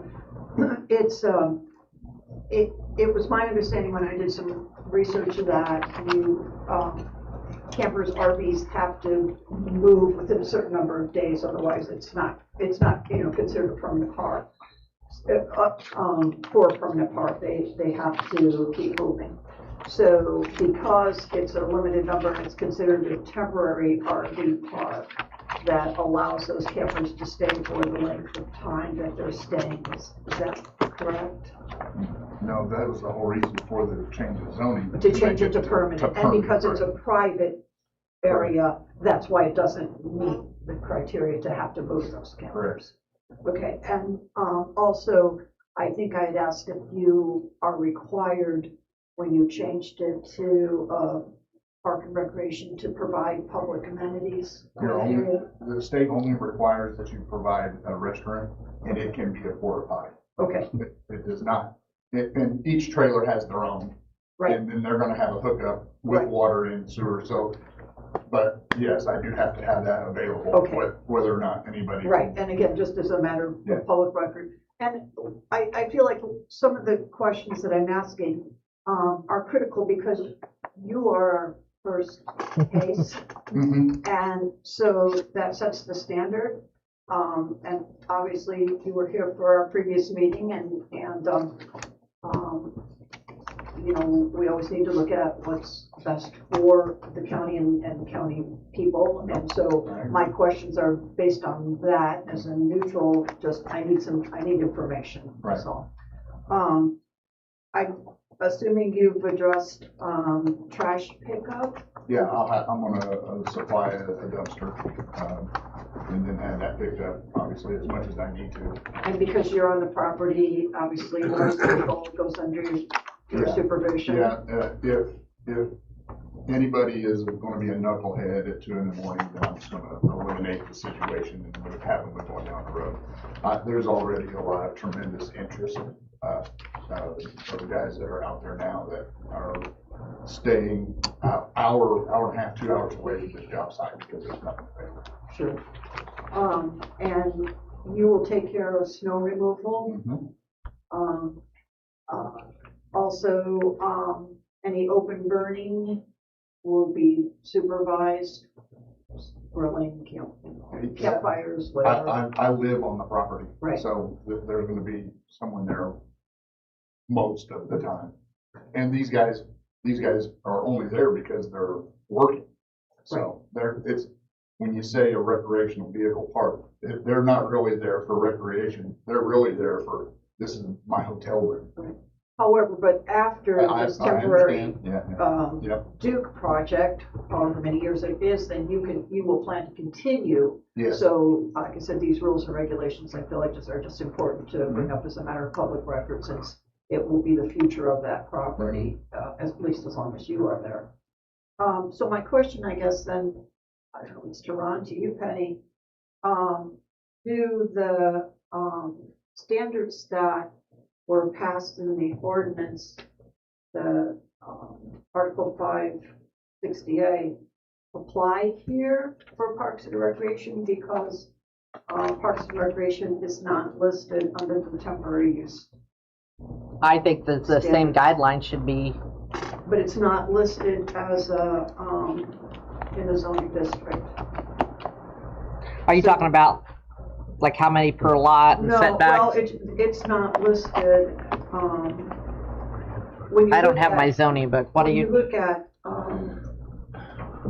Article 5.70, which Yes. is, okay, and it says, this temporary use and structure standards applies to the following zoning districts. It has A1, A2, RR, Right. I1, I2, but Parks and Recreation is not listed there. So do the recreational vehicle park, small park standards apply to him or not? I believe. You're saying they're 5.70? Yes. Yeah. Under temporary. Penny, I Parks think and that Recreations the are number is what keeps me under that. If I was to be over 9, then I would. I must have an over. What have you done, Joe? I've got an over copy apparently. Isn't that the copy that was Right. just passed? There. Oh yeah, that's right. Okay. And your question, Judy, is again? Because Parks and Recreation is not listed there, Right. do these standards apply to him? The BZA could. Or can we? Yes. Read You could. through those standards? We can qualify what we do tonight and stipulate those things if you wish to bring them up. And my only concern, and again, is, this is setting the standard. Right. So, for example, is under, Parks and Recreation, the minimum front, side, and rear standards are 40, 25, 25. But in the temporary structure one, it's 30. There's a difference. There's a difference. Yeah. So, also it talks about, the 20 feet from each recreational vehicle. So are we gonna hold him to these standards or not? Does that make sense what I'm asking? Isn't it different because it's a permanent park? It's not the temporary one that the others fall under? It appears that the standards for a temporary park are stronger than the standards for a permanent one. Is that what we want? Is that what's, not what we want, is that what's best? So obviously there's two different standards for the permanent versus the temporary. Right. Question becomes, do we want to hold his to a different specification than what's in here? I don't know, maybe Ron might help me out here. The question is, can we have a specification in this, but she may want to hold him to a different spec because it is the difference between temporary and permanent have a difference. So do we have that? Scott's getting my zoning book so I can look at it in the book. The question, the first question is, that's what he's going to do we get to. have that ability to do that? Yes, you have that ability to do that. Yes, but yes, we would, because we can. I don't want to be careful. Don't want to say modify the specs, but we can adjust them slightly. Stop me if I'm wrong. So And I think that one that she had to do is the old one. I don't know if that's Yeah, the I think old. that's the An old one. older one too. That's the old one, I think. This is the new one. For me, in his case, the question is, can you literally get that many of them in there and have enough space? Reasonably. I think that's probably where we ought to be. All right, what did I miss? Nothing. Okay, great. Parks and Rec. And again, I was trying to clarify that, how we're gonna handle this is, you are, The next people, the next individual comes up. you are and does it. first. Patient And number one. Patient number one. I get it. And,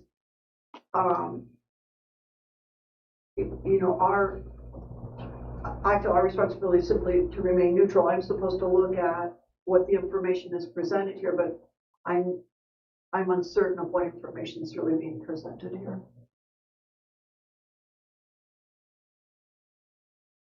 Let's see if Penny has a comment.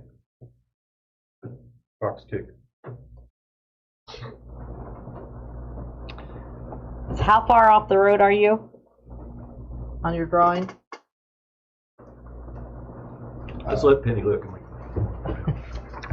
Do you know? I don't know. And it's so small, I can't read it, to be absolutely honest with you guys. I even Remind us that the road there is, where does the county road and your private road end? Is it at the gravel pavement? This is a private drive. Right. Where Porter and myself are. Right. If you stay on this private drive, it takes you to Duke. Right. And then this is obviously 63. Where does the county stop taking care of the road? They don't take care of this road at all. At all? No. That's Even back at the coming off the highway? Yeah, Duke handles it on their side, and then David.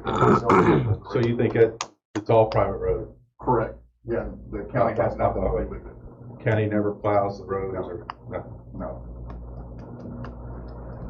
So the Parks and Recs, it says 40 feet from the front, you have to have 40 feet on the front yard on accessory structures, and I would consider a camper an accessory structure. 25 feet for side and 25 feet for rear, but it doesn't really address the separation. Well, that's addressed under the temporary use. Correct. And so, like I said, it's not addressed under Parks and Recreation, but it's addressed under temporary use, so that was my question. Does the temporary use standards apply to him or not, or do we have to look at those No. individually? no, because he has already been rezoned To Parks and Recreation. Parks and Rec. So, But they don't address a separation, so you can set separation at what you feel is safest. So the specs he needs to meet, based on our current code, is what's in the Parks and Rec section. correct. And then if you have anything you want to adjust or do differently, then we need to talk about it here. Do you have an estimated separation of what your layout's gonna be right now? We were planning on 20. We originally planned on 25, but then when the state said that I didn't need that much, that I shortened them up. Just give me more. I couldn't add more sites because the state puts a limit on that. But I just made it a little easier to get in and out of, like they were talking about with the other site. It would be difficult, Jan. We separated them out enough to be able to get in and out easily for, if you've got, these people aren't gonna be staying, permanently, so they'll be in and out all the time. So I don't understand your drawing. Because this is but it says 7 and 12. You've got 12 foot for a camper, then a 7 foot space. So And the 12 is just the gravel. So the 19 feet is what the state, is the minimum that the state requires. But we were gonna go. Well, you maybe confused. I think he said pass that down. between, you may have said between earlier, and she's thinking between the campers. If you look at that Your drawing, drawing it shows confuses me. It's 19 feet for each site. Correct. And on that That is 19 the feet, you've got 12 feet of camper Camper. sitting on it. Can you put that on the screen? Put what on the That screen? drawing? I don't have it on the computer to put it on the That's fine, screen. I'm just asking, so Yeah. If you No. had it, No, I don't. Yeah. Sorry. You know what I mean? Yes. So when Ron came out and looked at it, was he looking at 20 feet between campers? Yes. And so that changes the number that can be on there. Well, on this side here, it would be down 5, and then you had one at the back, so it'd be 6 campers. That would be allowed in his plan that he wanted actually asked for only 5, so it's down 1. Down 3, Down 4, 9, 4, 5, yeah. But there's, if you look, Penny, there's more area that we just didn't, on the drawing, there's more area in the back corner that's all available. So I can spread them out. So it's my understanding you were gonna, from here back to here is where the campers were gonna be. They would back in. Here, Correct. all along the tree line. Correct. The barn no longer exists. Correct. And then there would be one more. This Go straight back behind there. Mhm. Yes, I get that.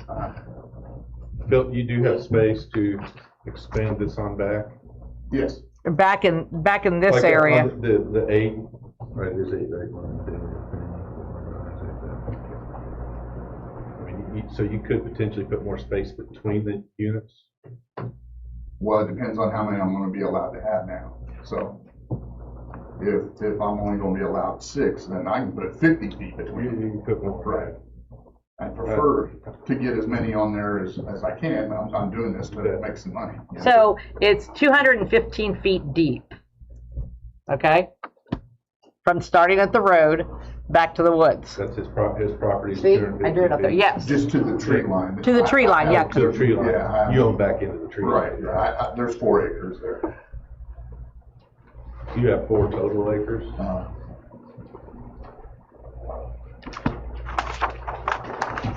You have your health permit already? You have your state permit for everything for septic? It hasn't been issued yet. Okay. Everything's in. So the only thing outside of us that you're waiting on is a state permit for septic? Do you know how long that'll take? What was the date on that, Christine? What date did Eric say to the state? So it was a revision. It was sent in Thursday. They have 14 days. And then it will come to me to issue the permit. Yeah, because you, the county health officer actually Hand this to them down there. issues the permit. This is what Ron drew up when he went out there. So it's 200 feet to the tree. I have 216. He says 200. Okay, either way. So we're kind of stuck on this spacing thing. Your drawing that shows the spacing, you did that because that's what the state said was the minimum. Yes. Okay. And I checked with some other campgrounds in the state, not in the county, but in the state, and that's about what they're doing as well. So I just off the top of my head, I'm thinking, okay, I've got a 9-foot wide camper, and I've got. Well, campers are only 8 foot wide. 8, all right. None of them are more than 8 foot wide. But you got slide out on both sides. You have 3 foot of slide out. Could be on both sides. On both sides. You could be Right. on both sides. Well, and one side will have an awning as well, which would obviously go out further than the slide out. So essentially, they could be 14 feet wide. Yes. Is what you're saying. But the footprint of where the tires are and the outriggers I understand. are going to be only 8 feet. But if they're 14 feet wide with both slide outs, and you're allowing 19 feet between them, you potentially have 5 feet between 2 slide outs. Right? Campers could be 14 feet wide. Could be. And most of And these. the next one could be 14 feet wide, so potentially there's only going to be 5 feet between them.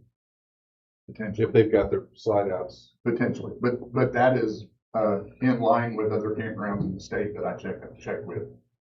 And if there's only 5 feet between them, where do they park? There's room at the end of the trailer. At the end of the trailer, they would park. There'll be plenty of gravel to park.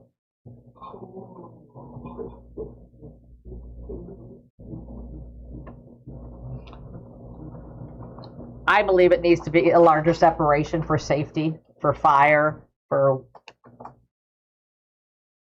so you don't hear exactly what's going on in the other camper as well. I hate that Penny, but I agree with you, because I know he wants, Well, I think to make off of it. the question is how much farther can you push those back? Still keeping your 8 units there. How much farther back can you go? Depends on how wide you're making the sites. Yeah. What's the maximum we can make? Well, yeah, I mean that's ultimately the question that I need to know before I lay it out. What's the space between the road and the tree line? How many feet is it? 215. When Ron calculated, he did 200. That's from the edge of from the edge of the road. Includes road. What's the setback required from the road to the first camper? Well, that's a private lane, so it's not. So there's no setback requirement? Yeah, there's still gonna be a setback. It's still going to be 40 feet. It's 40 feet from the property line. So we're down to 175. Well, the property line actually starts on the other side of the lane. Yeah.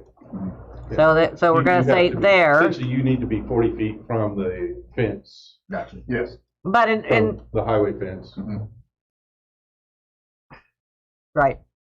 You do have fence. Yeah, you've got fences. Yes. Right, there is chain link fence there, or whatever it is, not chain link. State highway fence. So 40 feet would put him right about there for his first camper. which is about where it's planned out.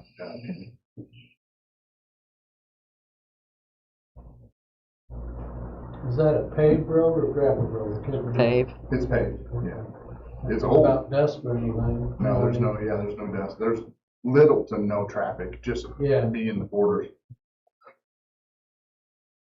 And then there's some agriculture, behind us and border that will get some tractors every now and again. Brian, we can only give you about 21 or 22. I read the numbers about all there is for the number he's asking, just to reduce it. How many did you get? At 8 units, he's only gonna, max him out, be like 21, 22 feet between one to the next. If you're spreading too much more, he'll start going down the number of units that he can fit.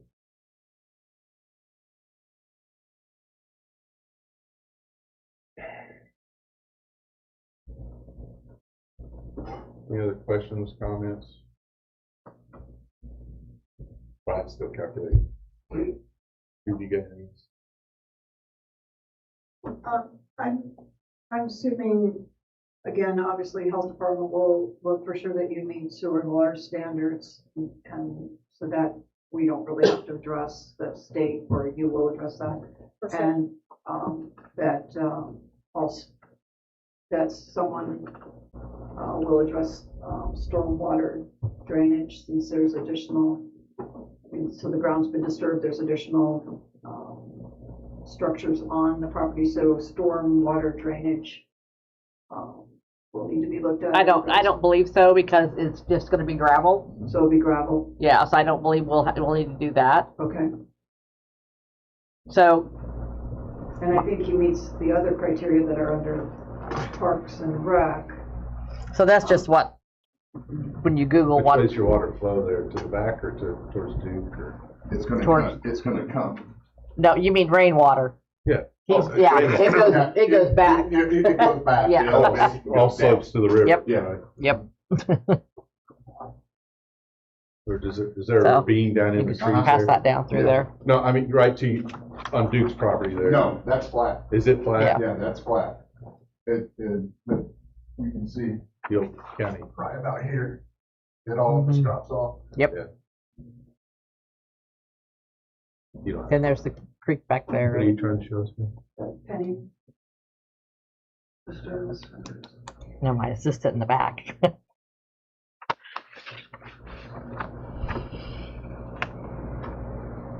And before we go through the finding of facts, he's also asking for a variance on the setback from the side property line, which would be, I think it's actually the rear.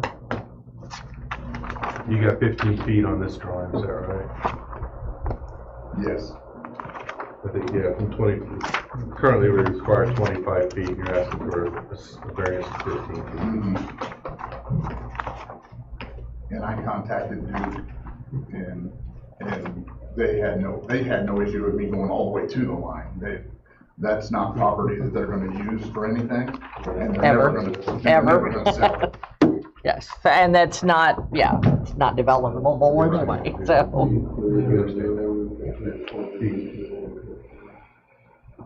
But that 15 feet is where the utilities will be, the sewer, water, electricity, across the back of all the trailer.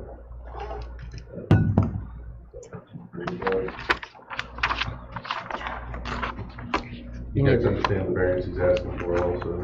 We're doing that in a minute though, but I just wanted to. You don't want to bring that up yet? I mean, we gotta do 2 finding of facts, we gotta do 2 public hearings. All right. One at a Any time. other questions? Brian, you have questions? Robert, you're good? You good for I'm now? okay, but I mean, Okay. what was our final, Well, what's our final? We gotta do finding of facts, then we'll put conditions on. Okay, You okay? I'm okay. All right, you can sit down for a minute. All right. You gotta open public hearing. All right, at this time, I'm going to open public hearing. If there's any public comment concerning this zoning variance. for Philip Jennings. He's no. Is it a special exception or variance, Penny? It's a special exception. Thank you. All right, I have no public comment. Seeing none. Seeing none, I will close this public meeting for comment. All right, Penny, do you want us to read finding of fact now? Yes, Who's please. going to read it? You. You know, in other counties, the petitioner reads it. I just want to say that for Well, the record. I like my president to read it. Go ahead. We've had him on the spot up here enough. Go ahead. I better have this new one just in case. Oh, Lord. The proposed special exception use is consistent with the intent of zoning district and the comprehensive plan. Mr. Jennings says the proposed special exception use is consistent with the intent of zoning district and the comprehensive plan because it is harmonious with the principles and objectives of the comprehensive plan. Number two, the proposed, oh, we should vote. All right. At this time, as I go through each of these five, we're going to take an individual vote each time. Whether you agree or disagree. Okay. So, yes or no? Yes or no? No, wait. We don't have to motion for it. We're just going to vote. No, we take a motion. You want a motion? All right. You entertain a motion then. Motion for number one? Yes. Make a motion for number one? Okay, I have a first. I'll second. And a second. Robert first, Judy second. How do y'all vote? Aye. I have a unanimous vote to approve the first finding of fact. The second finding of fact is the proposed special exception use will not be injurious to the public's health, safety, morals, and general welfare of the community. Mr. Jennings' reply was the proposed use will not harm the community's health, safety, morals, or general welfare.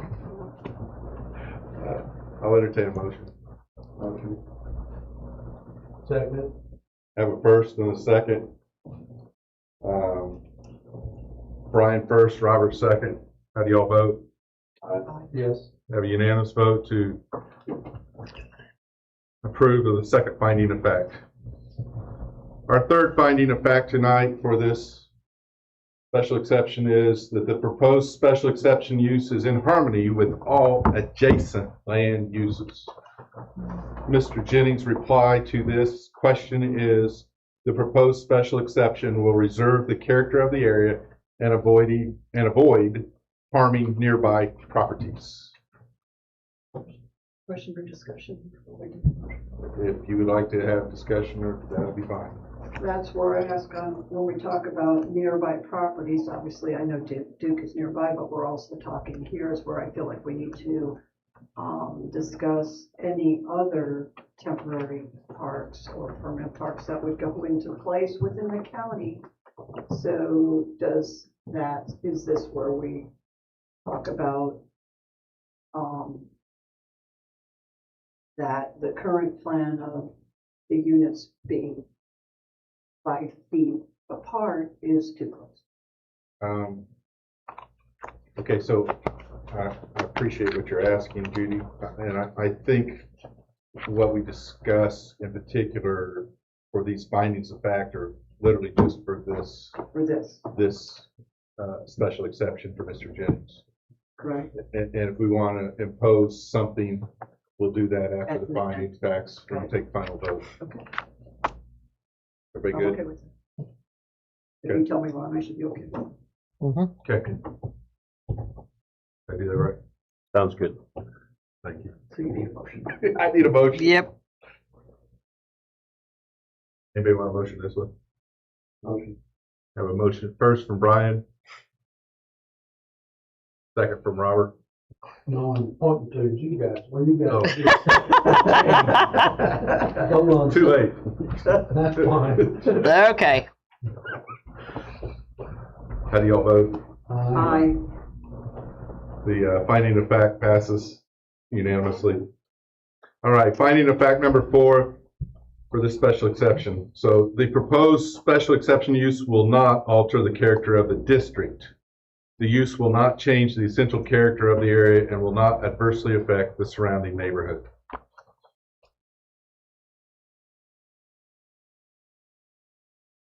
I'd entertain a motion. Motion. First from Brian.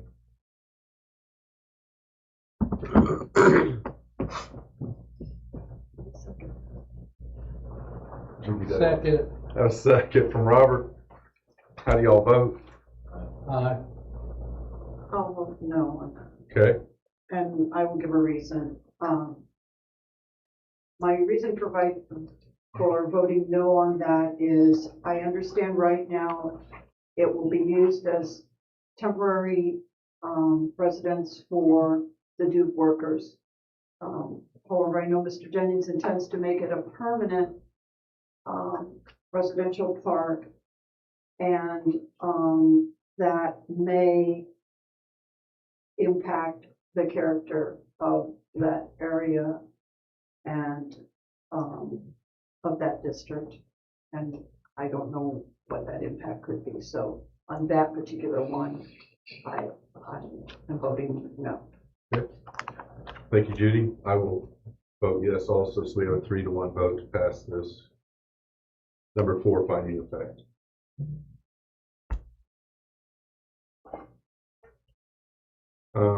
Okay. Number 5, finding of fact. The proposed special exception use will not substantially impact property value in an adverse manner. Mr. Jennings replied, the proposed use will not cause adverse effect on the value, use, or enjoyment of surrounding property. Do we have any comments? To entertain a motion? You do want to do. You love to make the motion? I would prefer, as president, that y'all do the I'll make the motions. motion again. I can, but No, that's one. On Okay. number 5. 5. Mhm. Did you say you were also, that you motioned or not? I didn't hear. I will say. Okay, so I have a first from Robert, a second from Brian. Any further comment? How do y'all vote? Yes. I'll vote no on that. Also, I'll Okay. state my reason. Right now with the Porters and Mr. Jennings, their assumption is it does not impact their property value. However, any future owners, possible owners of that property, with a permanent RV park there, permanent campgrounds there, it may impact, the property is currently owned by the Porters, the sale of that property. So I just feel at this point, I would need to vote no on that. Okay. Thank you, Judy.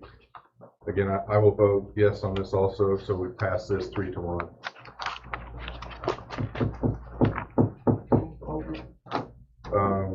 Got a question? Go ahead. Well, if it's a tie vote, what happens? It fails to move forward. Okay.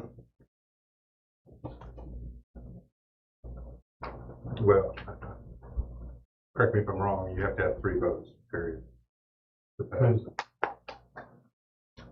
You can't be 2-to-1. Okay.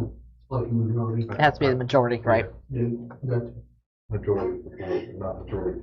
Right. President, because 3 people would be a quorum. Yeah. I think that's the way I'm operating. Yeah. You'll have to correct me if I'm wrong. I think it's okay. Mm-hmm. It's okay. Okay, now, Penny, are you expecting an overall vote on this now, or before we go to the variance?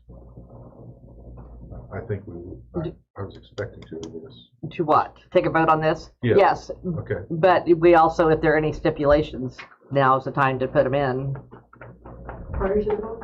No. Well, yeah. this is kind of odd because he's asking for this variance. You've got it separate in here. Yep. So I would have expected the stipulations to come with that. With the variance, not the special exception? Yeah. Okay, that's fine. I don't know. I don't know. but that's what my expectation was.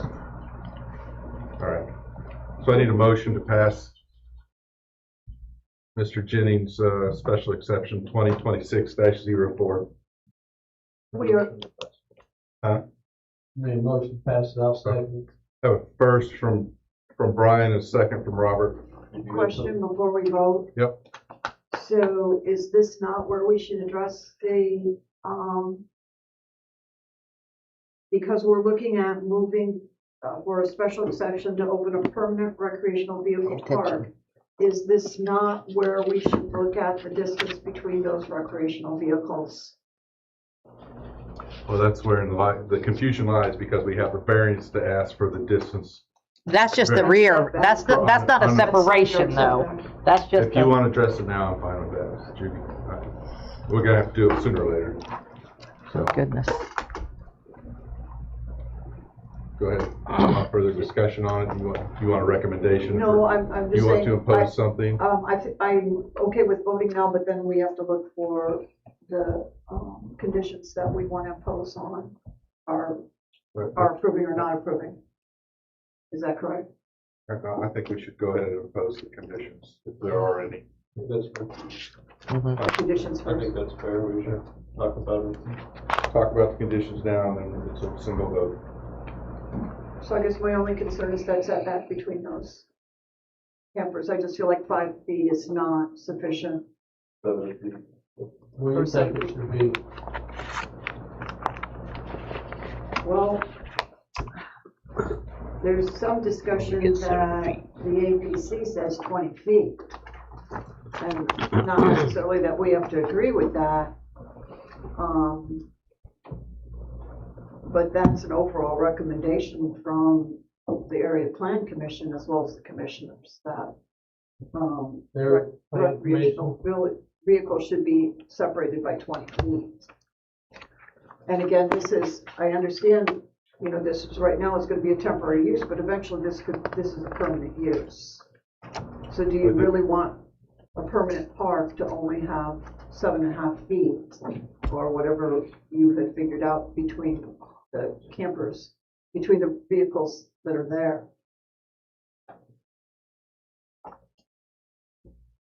Good. Comments? Thoughts? Brian? I mean, he's got 7 feet on here, we talked about it being 14 feet wide, essentially, we've got 12 foot for gravel. I feel like 7 feet is probably a little too close. I'm just throwing out a number based on a bunch of scribbling, maybe 15 as a compromise. That's what I was thinking, 15.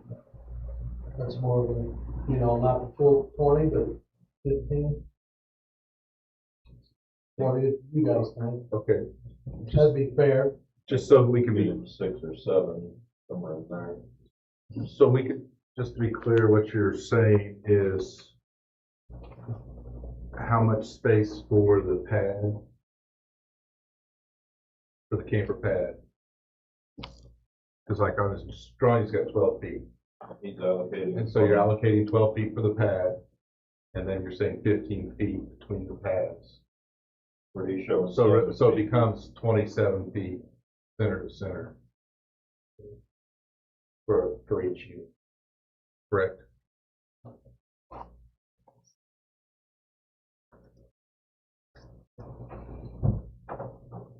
What do you think, Lou? I mean, I'm comfortable with that. I mean, I feel like Explain 20 that, Brian. 20 perhaps is a lot, but again, this is going to be permanent. So it sets the standard. And for a temporary, it was 20. So by us saying, well, permanent only needs to be 15, we're actually reducing the standard. I'm okay with that. But I think, again, this is setting precedent. And will future temporary uses, again, I know it's not this one, but will future temporary uses come to us and say, well, hey, you gave somebody that has a permanent park 15 and we want 15. You're right. The state, I mean, some quick Googling, the state says it's a minimum of 10. For what it's worth, I didn't actually really research it real close.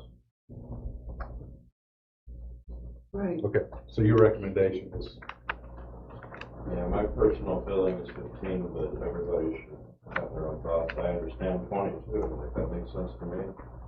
So, but I also, here's a private property owner, none of his neighbors are concerned about it, and we want to not take his ability away to generate revenue from his land. Correct. And when the plant's gone, there's vegetables and hilltime and all that type of stuff, you know, people could stay there. Right. So still got. If you gentlemen are comfortable with 15, I'm comfortable with 15. So the pad would, as it, if I understand it We'll right, just have to address that for the future with the rest that come before us. so we'll say the gravel pad's gonna be 12, and then there's 15 feet separation, and then the next gravel pad begins. Yeah. Okay, I just make sure I, okay, I think we're all, I think we're all good there. Would you like to make a motion for that? Since, I think that just needs it just go on, he's gonna write it down there. okay. Penny will write it down there for us. Do you want to do it now before we sign it? No, Okay. but we do need to do a roll call vote, and we have the motion Yes. by Brian, a second by Robert. All right. Is there any further stipulations or anything else you wish to discuss? All right, hearing none, I would entertain your vote. Yes. Roll call. Wait, Yeah, I got a roll call. Brian Ely. Robert Lindsay. Yes. Joe Ellis. Yes. Judy Palance. Yes. Okay, so the special exception's been put to bed.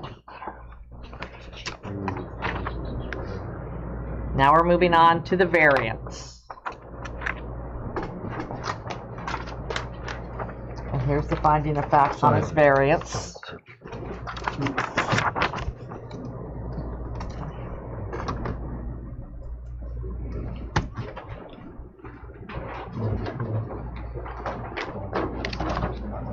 Okay.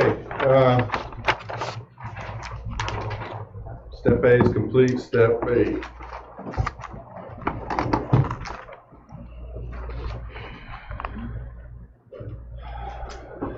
This time we will review Mr. Philip Jennings has filed with the BZA. This will be petition 2026-08 for variance in the setback requirements from 25 feet to 15 feet or from the side yard property line on his same following real estate at 3144 North State Road 63, Cayuga, Indiana 47928.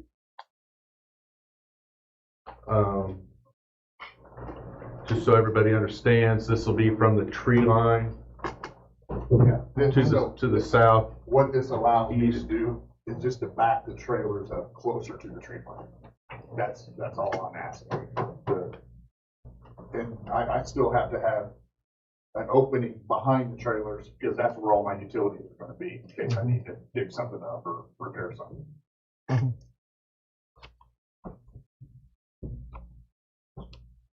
Anybody have any questions for Mr. Jennings? That's bordering Duke's property That's there. bordering Duke. Yes, that's bordering Duke. And I talked to Duke's regional real estate manager, based out of Chicago, a couple of months ago. They wouldn't give me, their legal wouldn't give me anything in writing, but I gave Kenny his contact information, and he said that he would answer any questions. They're not gonna have a problem with it. Like I said, that property is never gonna be used for anything, it's never gonna be sold, so it's just gonna be some trees. Okay. Any other comments? Nope. We have 3 findings of fact for this variance. First one is the approval of the development standards variance will not be injurious to the public health, safety, morals, and general welfare of the community. Mr. Jennings' reply was, requested development standards variance will not be injurious to the public health, safety, morals, and general welfare of the community. The proposed variance will not create any unusual burden on public services or infrastructure, nor will it adversely affect neighboring properties. Motion to approve. I have a motion from Judy to approve. Second. Second from Brian. How do y'all vote? Yes. Have a unanimous vote to pass the first finding of fact. Second finding of fact is the use and value of the area adjacent to the subject property of the development standards variance will not be affected in a substantially adverse manner. Mr. Jennings' reply was, the proposed variance will not result in a substantial adverse impact on the use or the value of the surrounding properties because the property line in question is the adjoining property to Duke Energy. I need a motion. Motion. Second. So first from Brian, a second from Judy. How do y'all vote? Aye. Yes. Have a unanimous vote. Pass finding of fact number 2. All right. Finding of fact 3, the strict application of the terms of the ordinance will result in practical difficulties in the use of the property. Mr. Jennings replied, the proposed variance will not harm the public health, safety, morals, or general welfare of the community. I'd entertain a motion. Make the motion for number 3. Second. Have a first from Robert, second from Brian. How do y'all vote?